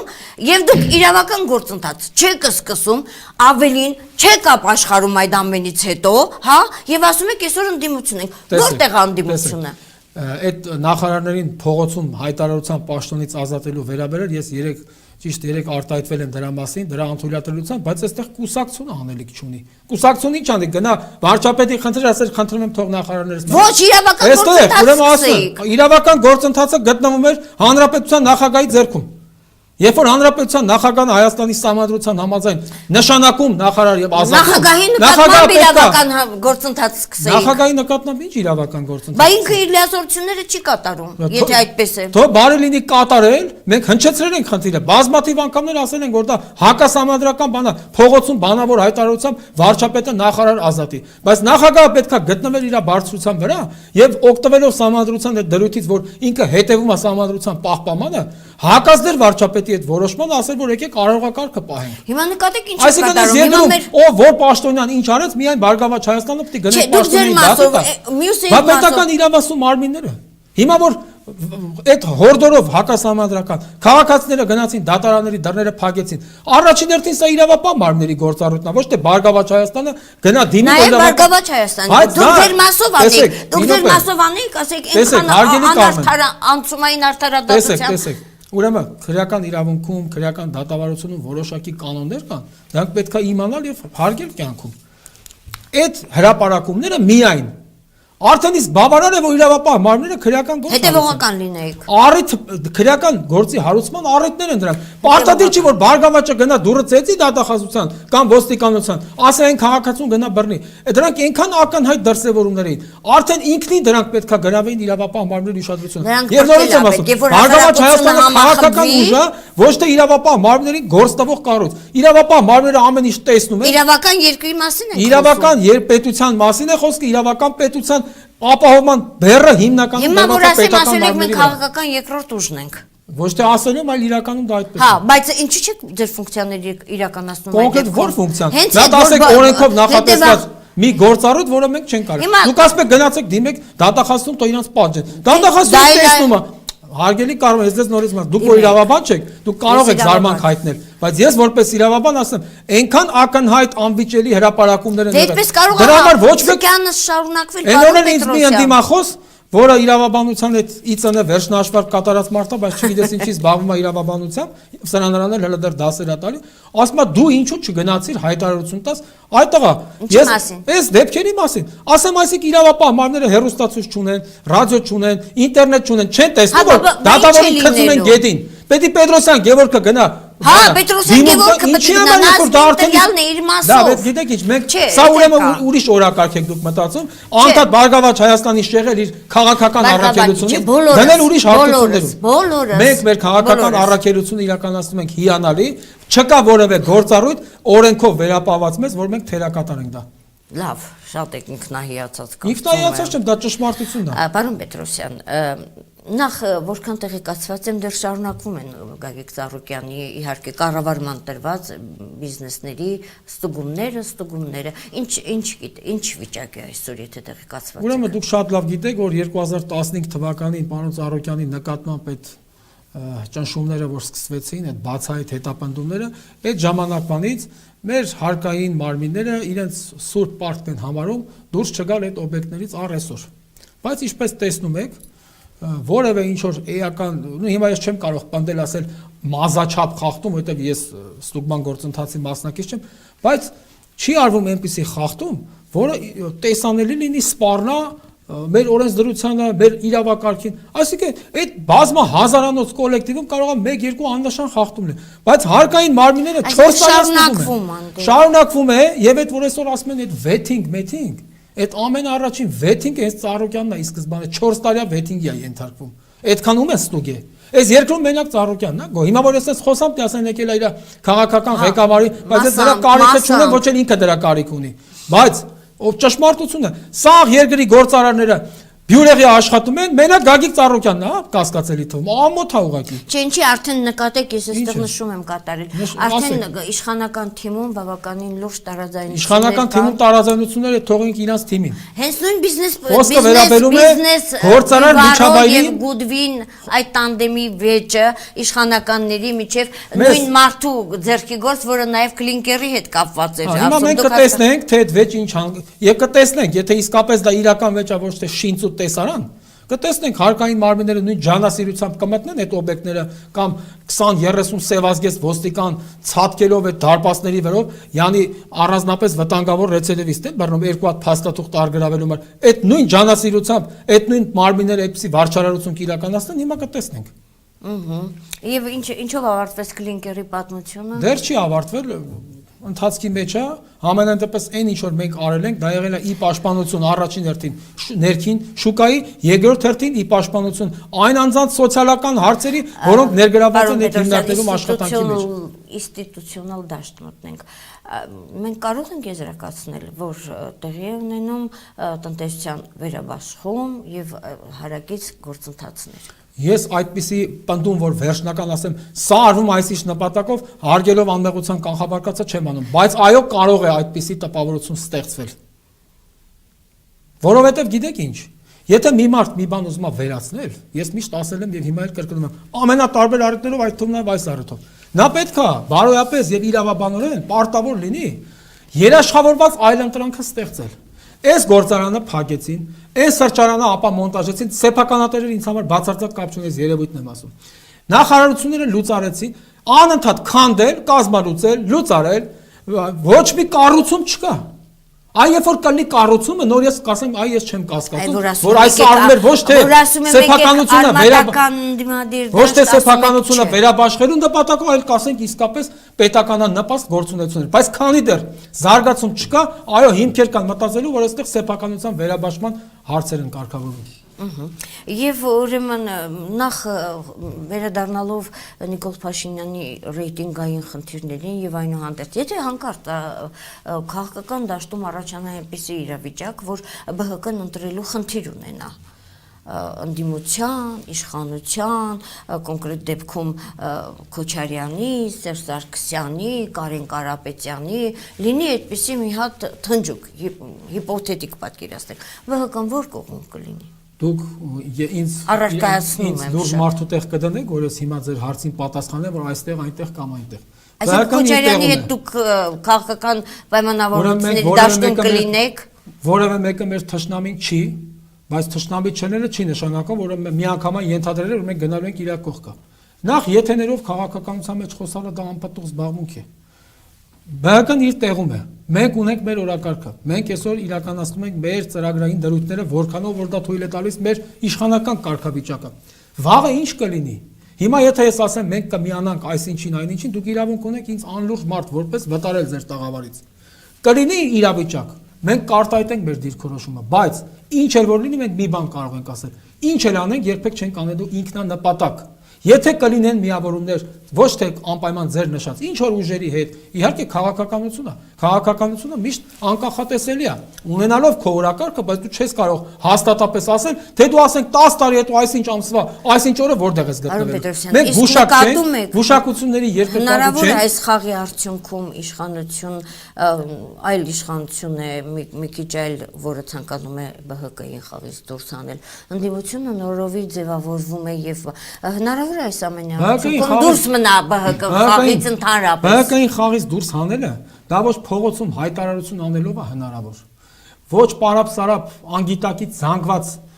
ինչ որ դռներ փակելու ցուցում տալով է հնարավոր անել։ ԲՀԿ-ին խաղից կարա հանի միայն ժողովուրդը, որովհետև ժողովուրդն է ԲՀԿ-ին բերել խաղի մեջ։ Իսկ դա շատ դժվար է։ Ինչ առումով, որովհետև Բարգավաճ Հայաստանը իդեմս առաջի հերթին մեր ղեկավարի ունի մեծ ժողովրդականություն եւ այդ ժողովուրդը այնքան իմաստուն է, որ շատ լավ գիտի ով է իր մատից փուշ հանողը, ով է իր մատը փուշ խրողը։ Եվ մենք պետք է որ ժողովրդի անից տեղից դատողություններ անենք։ Կգա ժամանակը ժողովրդի վերաբերվում որպես իրավաբանի քիչ խառն ենք խոսում, այնուհանդերձ բոլոր դեպքերում որպես իրավաբան, որպես վերլուծաբան, որպես քաղաքական գործիչ ինչ եք կարծում, սահմանադրական դատարանը ինչ որոշում պետք է կայացնի կամ կկայացնի կամ որտեղ իրավական հիմքերի վրա պետք է ախորժել այդ ամենը։ Անկեղծ ասած այդ դիմումը չեմ ուսումնասիրել, որ դուք ինչի մասին որ խոսում եք, համենայն դեպս սահմանադրական դատարանը, եթե մենք խոսում ենք նոր Հայաստանի մասին, ապա պետք է այնպիսի որոշում կայացնի, որ հանրության գնահատականը փոխվի իր նկատմամբ, որովհետև ցավոք սրտի ես էլի անձերից վերանանք, բայց այսօր հատկապես սահմանադրական դատարանը ժողովրդի աչքին հայտնի է որպես զուտ իշխանության մահակ մարմին, այսինքն ինչ պետք է եղել իշխանությանը սահմանադրական դատարանը գնացել այդ ճանապարհով։ Ելի եմ ասում անձերից վերանանք, մենք երևույթներով ենք զբաղվում, ոչ թե անձանց բամբասանքով, բայց այս սահմանադրական դատարանը, այո, թող գա նոր կազմ, եթե պարոն Փաշինյանը կարողանա այնպիսի կազմ ապահովել, որ իսկապես բեկվի։ Ոնց պիտի Ես ապահովի։ ասեմ, եթե կարողանա, ես չեմ ասում կարողանալու է, ես գուշակությամբ չեմ զբաղվում, երբևէ այդ թվում առաջերտին քաղաքականության մեջ։ Եթե կարողանա, շատ ուրախ կլինենք բոլորս։ Մենք կծափահարենք։ Ինքը մեր թշնամին չի, ոչ էլ մենք իրա։ Մեր այս քննադատությունը իրան ավելի պետքա, քան իրան հաճոյացողների ճառերը առանց բաժակի Արդեն քիչ են հաճոյանում։ Դե հիմա ով ինչ անում է, դա չի խնդիրը։ Մենք ուրախ կլինենք, որ ինքը կարողանա հասնել նրան, որ Սահմանադրական դատարանի վարկանիշը կտրուկ բարձրանա ժողովրդի աշխին։ Եվ դա որոշման։ Ինչ։ Ինչ որ։ Հենց թող առաջին որոշման բարձրանա։ Եվ բոլոր որոշումներով։ Հա, Ինչպեսի որ կլինի։ Հասկացա։ Սահմանադրական դատարանի եթե ժողովուրդը այլևս չընկալի որպես իշխանության կամակատար մարմին, մենք փառք կտանք այդ գործընթացի հեղինակի։ Նկատում եք ինչ է կատարում։ Ես հիմա քիչ հետո հարցնելու եմ ձեզ Արցախից։ Ինստիտուտները բոլոր այս իշխանությունների օրոք, անկեղծ ասեմ, սրա մեջ նաև դրական հատիկ կա, չէ՞։ Ինչ որ բաներ հին այդ մեթոդոլոգիաները, հին դեմքերը քանդվում են։ Ես միանշանակ դրական եմ գնահատում։ Ձեր ասած տակը որ ճիշտ չի դրվում, սա արդեն շատ բացասական է։ Բայց մյուս կողմից նայում եք, ընկնում է Փաշինյանի ռեյտինգը եւ ինքը ինստիտուտները քանդում են։ Եվ եկողը բավականին բարենպաստ դաշտում է հայտնվելու։ Չի ասի որ դա փաստորեն ոչ մի ժառանգություն չունեցող, դրական ժառանգություն չունեցող դաշտ է։ Դրա ի՞նչն է դրական։ Դուք կուզենայիք ձեզ բաժին ընկնել այնպիսի ժառանգություն, որը ոչ մի դրական Ամենից հինն էլ բավականին շատ հին է։ Ուրեմն գիտեք ինչ, այդ հին հասկացությունը շատ հարաբերական է։ Հիմա եթե մի դատավոր ենթադրենք 60 տարեկան է, մեծ փորձ ունի, պատկառելի անցյալ ունի, մենք իրավունք ունենք ասել դու հին ես, դու գնա, բերել մի դեղնակտուցի, որը կյանքում դատարանի դուր տեսած չկա, որը կյանքում դատարանի դուր պաչած չկա։ Պաչած կարող ալնի, բայց հա, կամ փակած լինի, բայց նա ոչ հայցադիմում է տեսել, ոչ վճիռ է տեսել, ոչ դատավճիռ, կյանքում ոչ մի անգամ որևէ գործ չի կատարել, որևէ հարցի մեջ ներդրում չունի, գալ մեկին սեփականությունից զրկի, ամուսնացած չի գա սրա նրա երեխայի բաժանման հարց լուծի, հերիք է այդ այսպես կոչված այն նկատի ունեմ, որ մենք պետքա այդ հին կոչվածից աստիճանաբար ազատվենք, ոչ թե հինը ոչնչացնենք, բերենք անփորձներին, որ ընդհանրապես պետությունը տանեն դեպի կործանում։ Ավելի արագ տեմպերով, քան հներն են տանում։ Այս ամեն ինչում իհարկե արմատները էթնոսի էմբրիոնը քանդելու այդ բանը ահավոր վտանգավոր է եւ դա մենք գիտենք որ ես քաջություն ունենամ հայտարարել որ դա սորոսական ծրագրերի հենց մատրիցան է շարունակության մեջ այս ամենջում ինձ ամենից շատ մեծ ցավ է պատճառում Արցախի նկատմամբ որոշակի տենդենսներ ինչպես եք նկատում օրինակ նույն այդ դավադրության մասին տեսությունը նույն գեներալիտետի մասին նույն ապրիլյան պատերազմի սա շարք է կասկադ որով չգիտես ինչ նպատակ է հետապնդվում կամ գիտեն կամ չգիտեն։ Ես ռազմական գործի մասնագետ չեմ եւ երբեք ավելորդ գիտելիք ցուցադրելու անհարկի Երևանու ցանկություն չունեմ, երևակայական գիտելիք երբեք չեմ դրսևորի եւ կոնկրետ ապրիլյան քարորիայի կամ ապրիլյան պատերազմի այդ ռազմական մանրամասների մասին ես չեմ կարող ձեզ նոր բան ասել։ Դուք ստորագրել եք այդ քննիչ հանձնաժողովի փաստաթուղթը։ Ես չեմ ստորագրել։ Դուք համաձայն եք այդ հանձնաժողովի ստեղծման հետ։ Դե նա թող նախաձեռնությունը լինի կքննարկի խմբակցությունը։ Բայց գիտեք ինչ, ախր մի բան է զարմանալի։ Այդ քննիչ հանձնաժողովը իմ կարծիքով շատ քիչ բան ունի անելու կամ երևի ոչինչ չունի անելու։ Բայց մեր իրավապահ մարմինները ինչով են զբաղված, հա։ Այսինքն արդեն անցել է 3 տարուց ավել, չէ՞, քարորիա այդ պատերազմից ապրիլը 3 տարի իրավապահ մարմինները ոչինչ չեն արել, այսօր պիտի ազգային ժողովի քննիչ հանձնաժողովը, որտեղ բնական է մեծամասնությունը լինելու են մարդիկ, ովքեր ապրիլյան այդ պատերազմի օրերին իրանք դպրոցում 10-րդ դասարանում երևի ծածկագրից օգտվելով ինչ որ բան էին գրում։ Նրանց մեջ կան որ մասնակցել են։ Ուրեմն իրանց մեջ կան մարդիկ, շատ պատկառելի մարդիկ, ասենք պարոն Սասուն Միքայելյանը դրանք այդ մարդիկ կարան կարծիք հայտնել, իրենք այդ գործի բայց Միքայելյանն ասել է որ Արցախից բարձր է մեր հեղափոխությունը, ասել։ Չէ, դա ուրիշ ենթատեքստով ասել խնդրում եմ այլակերպեք։ Չէ, ես իրան անձամբ շատ հարգում եմ Եվ չգիտեմ ով ինչպես է ուզում, այդ ենթատեքստը ուրիշ է եղել։ Պետք չի մարդու խոսքերը այլակերպել։ Այդ մարդը զենքը ձեռքին կռվել է, հիմա ենթադրենք խոսքի մեջ, թեպետ ես ասեմ, ենթատեքստը ճիշտ պետք է հասկանալ։ Մի հատ վրիպում է թույլ տվել, մենք դրա հերոսական անցյալը Սասունը մնում է մեր հերոսը, բայց հերոսական անցյալը թողենք, այդ մի բառից տանգախնիկ։ Ես այդ կարծիքին չեմ, դա ձեր անձնական կարծիքն է։ Իսկ ինչ վերաբերում է բանին, այդ որ ասում եք դավադրությանը Այդտեղ ես զարմացած եմ, որովհետև եթե երկրի վարչապետը դավադրության օջախ է, չեմ ասում տեսել, անգամ զգում, Նա անպայման պետք է այդտեղ գործ ուղղեր մեր համապատասխան ծառայություններին, որպեսզի օջախը բացահայտվեր, որ հանգարց օջախը հրդեհ չդառնար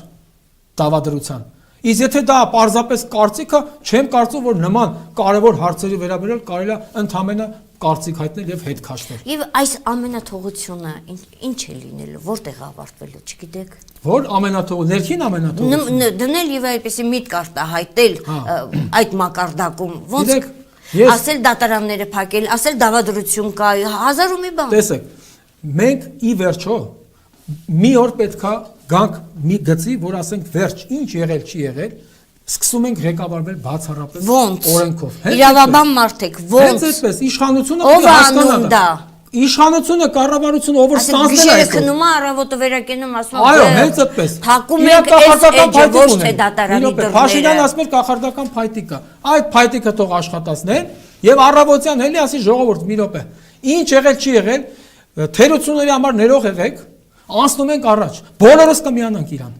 Անցնում ենք առաջ այսօրվանից միայն սահմանադրությամբ, բայց դա ուտոպիա չի, դա միանգամայն հնարավոր է։ Գիտեք ինչ, եթե մարդ ունի Պարոն Սորոսն էլ ասում էր արեք։ Այդ դրա անունը հերիք հատակ էլի։ Ուրեմն տեսեք, եթե մի մարդ ունի մի իրական ցանկություն, ապա որոնում է ուղիներ։ Իսկ եթե չունի ցանկություն, որոնում է պատճառաբանություններ։ Տեսեք, այսօր արդեն տեսնում են տնտեսական հեղափոխություն կոչվածը դա առայժմ միֆ է,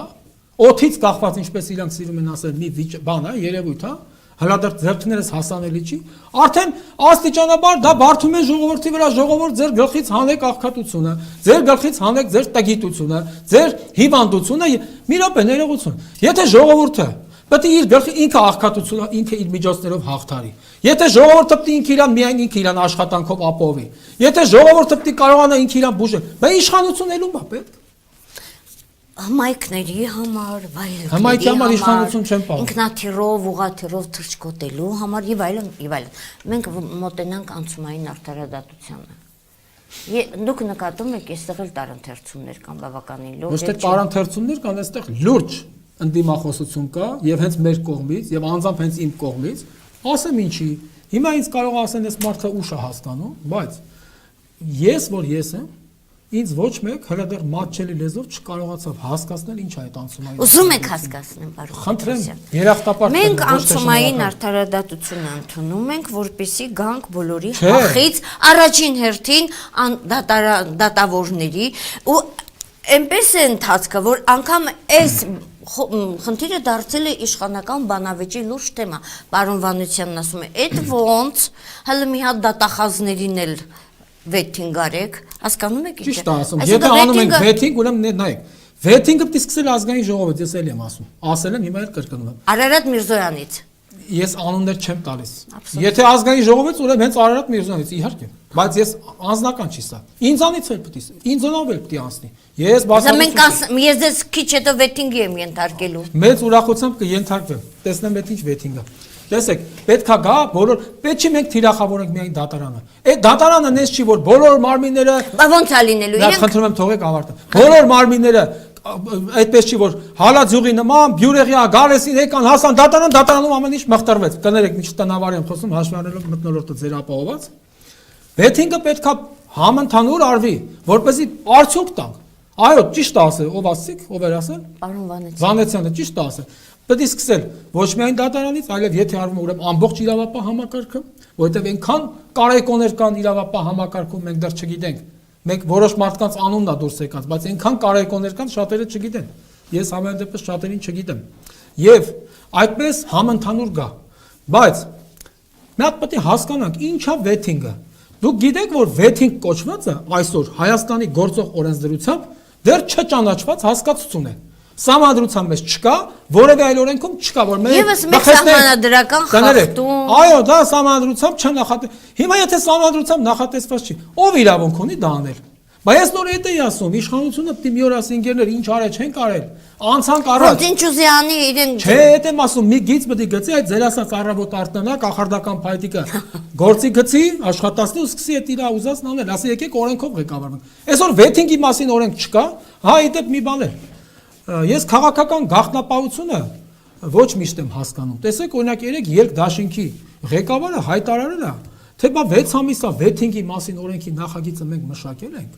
Եվ հիմա բանը եկեք կարծիք հայտնենք։ Իսկ ով է տեսել այդ օրենքի նախագիծը։ Սա ինչ գաղտնապահություն է, սա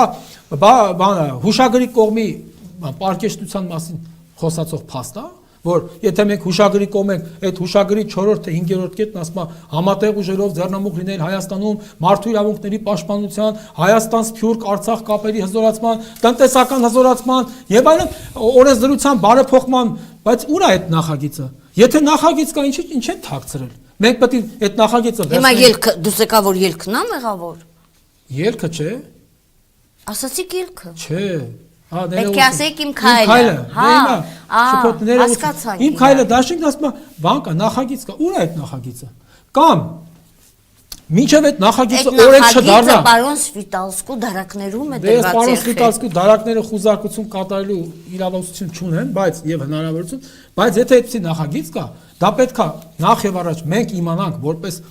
քաղաքական ուժ խորհրդարանական, որ կարողանանք կարծիք հայտնել, թե էլի նախքին բարի ավանդույթները շարունակվում են, նախագծերը սիրուն բարձրացակ քննացնել կամ էլ թխել, բերել վերջում մատուցել ասել էսա։ Ինչա լինելու, ես չգիտեմ ինչ է, իրենք անցկացնելու են այդ նախագիծը, չեք հասկացում, չէ՞։ Ինչ որ է, մենք մեզանից կախված, մենք չենք ասում, ես սկզբունքորեն դեմ ենք։ Հիմա որ ես այսպես խոսում եմ, հետո վաղը մի լրագրող գալիս, ինչու եք դուք դեմ վեթինգին։ Մենք չենք ասում դեմ ենք։ Մենք ասում ենք վեթինգ ենք անում, զտում եք, թե կթում եք, թե կտրում եք, թե ինչ եք անում, արեք օրենքով, էս է մեր ասածը։ Այսօր մածուն էին, գտել էին, բրծել էին, այսօր Չգիտեմ, մածուն էին բերել։ ես էլ վաղը կարողա բորշի համանով գնամ ելույթ ունենալու, ասեմ, որ այս ազգային ժողովը դարել է բորշի նման։ Համեցեք ուտենք։ Համեցեք ուտենք, այո։ Լրջացանք։ Չէ, չնայած կարող ենք չլրջանալ, որտեղ մտնում ենք բլից ռեժիմ, վեթինգի ենք մտնում, բլից ռեժիմը, չնայած կարծես բլից գնաց ամբողջը։ Պարոն Պետրոսյան, ինչով եք բացատրում այդքան երիտասարդ Վերահսկիչ պալատի իրավաբանական վարչության պետ մենք այնտեղ միասին էինք աշխատում, մի քիչ միասին կրվշտում էինք, դա մեզ հատուկ էր երկուսիս էլ, եւ դուք այնտեղից դեռ մենք չենք հասցրել նորմալ կրվշտեինք, դուք դարձաք նախարար։ Ուրեմն ես ստիպված եմ ձեր հիշողությունը թարմացնել, ես Վերահսկիչ պալատից հետո չեմ անմիջապես դարձել նախարար։ Վերահսկիչ պալատ ես գնացել եմ, իհարկե համալսարանական աշխատանքը միշտ եղել է, պետական համալսարանում դասավանդել առ այս պահը, 2007 թվականի դեկտեմբերի 12-ին նշանակվել եմ Վերահսկիչ պալատի նախագահ իրավական վերահսկողության վարչության պետ, երբ որ ես Արմենտելի գլխավոր տնօրենի խորհրդականն էի աշխատանքային ամենքի հարցերով։ Ես համալսարանը պահպանելով այնտեղից գնացի Վերահսկիչ պալատ, որտեղ 6 ամիսուկես աշխատելուց հետո ինձ նորից հրավիրեցին Արմենթել Փակ բաժնետիրական ընկերություն նոր նախարարին անդրադարձեք։ Ես Արմենթելից հետո գնացի նախարար։ Ինչպես եղավ որ այդքան երիտասարդ, այդքան սիրուն, այդքան հմուտ եւ դարձակ նախարար։ Չարլեզուները ասում են։ Բայց եթե գեշալի 7 տագետին չի պիտի նախարար դառնա, համ ասում եք գեղեցիկ, հմուտ, համ ասում եք ինչի դառնա։ Բայց ընդամենը 7 ամիս տևեց ձեր գեղեցկությունը։ Ես ծնվել եմ շինարարի ընտանիքում, բաղորի ընտանիքում։ Եվ էդ էլ հիմա որ ասեմ, էլի պետք է ասեն, բա Ծառուկյանի գովքնանում, բայց ես չեմ կարա ճշմարտությունը չասեմ։ Նա եզակի մարդն է, որ բանվորի տղա է ինձ, ես,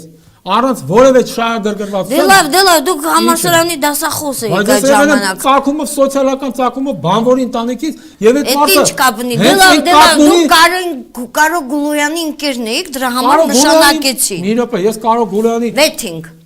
Հարցը պատասխանում եմ։ Կարո Գուլոյանը եղել է իմ ուսանողը։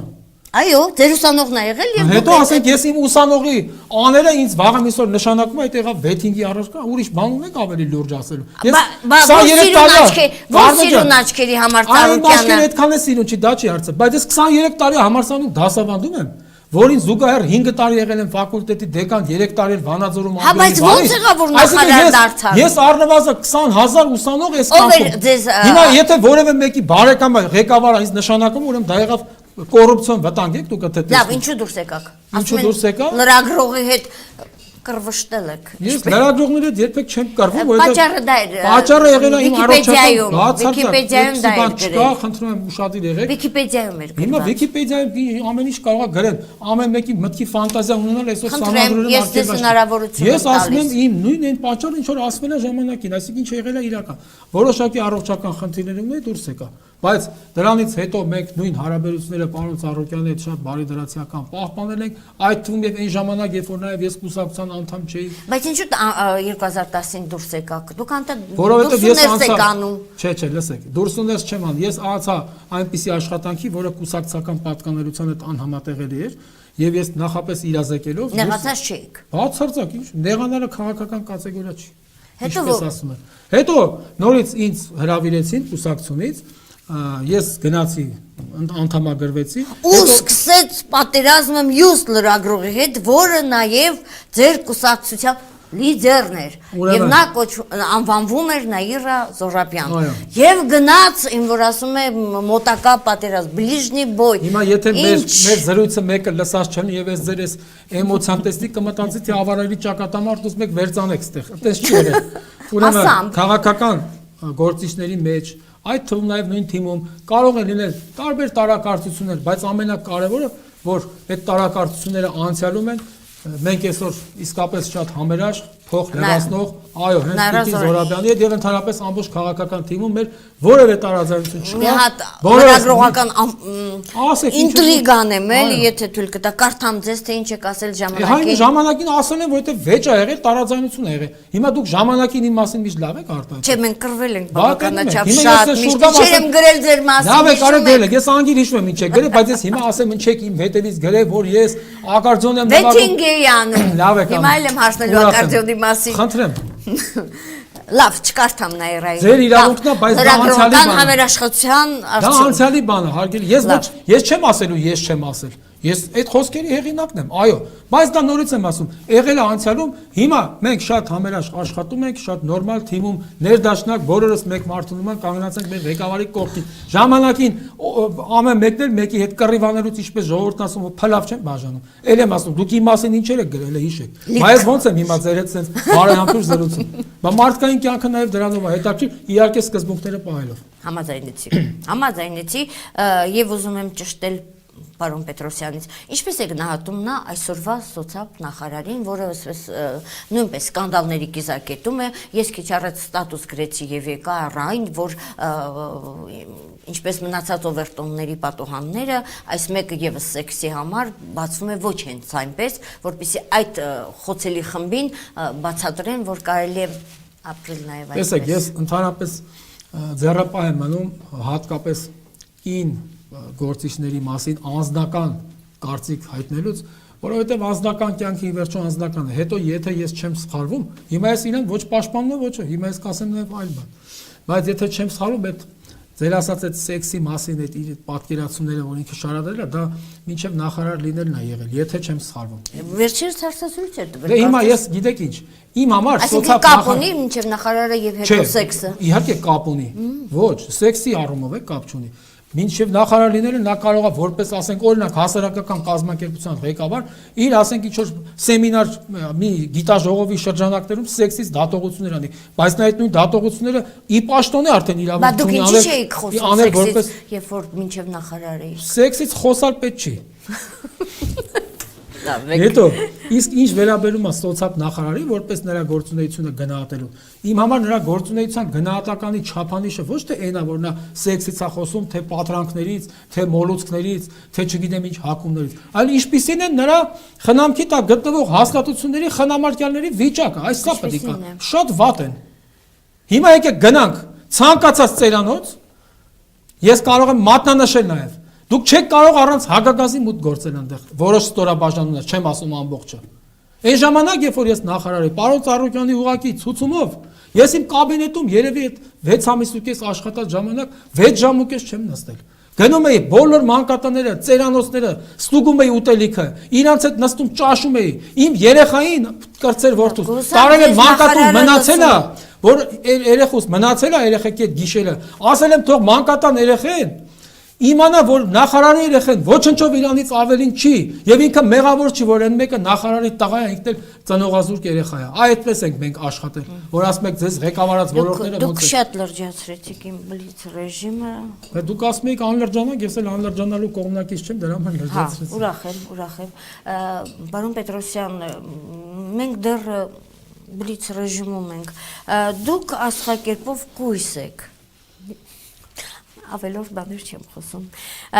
Կույսերին գրավում է այն ամեն ինչ կանաչ է։ Ես ընդհանրապես կարմիր գույնի սիրահար եմ։ Սխալ կույս եք, կույս չեք։ Դե ես կարմիր գույնն եմ սիրում։ Կանաչ ասելով գիտեք։ Կանաչի մեջ ես վատ բան չեմ տեսնում, բայց իմ նախընտրած գույնը կարմիր գույնն է։ Կանաչը նաև ինչ-որ սիմվոլիկ արտահայտություն է։ Ունեք դրանից բանկերում եւ այլուր ամենուր։ Չէ, տանը ունեմ, բանկերում չունեմ։ Ահա,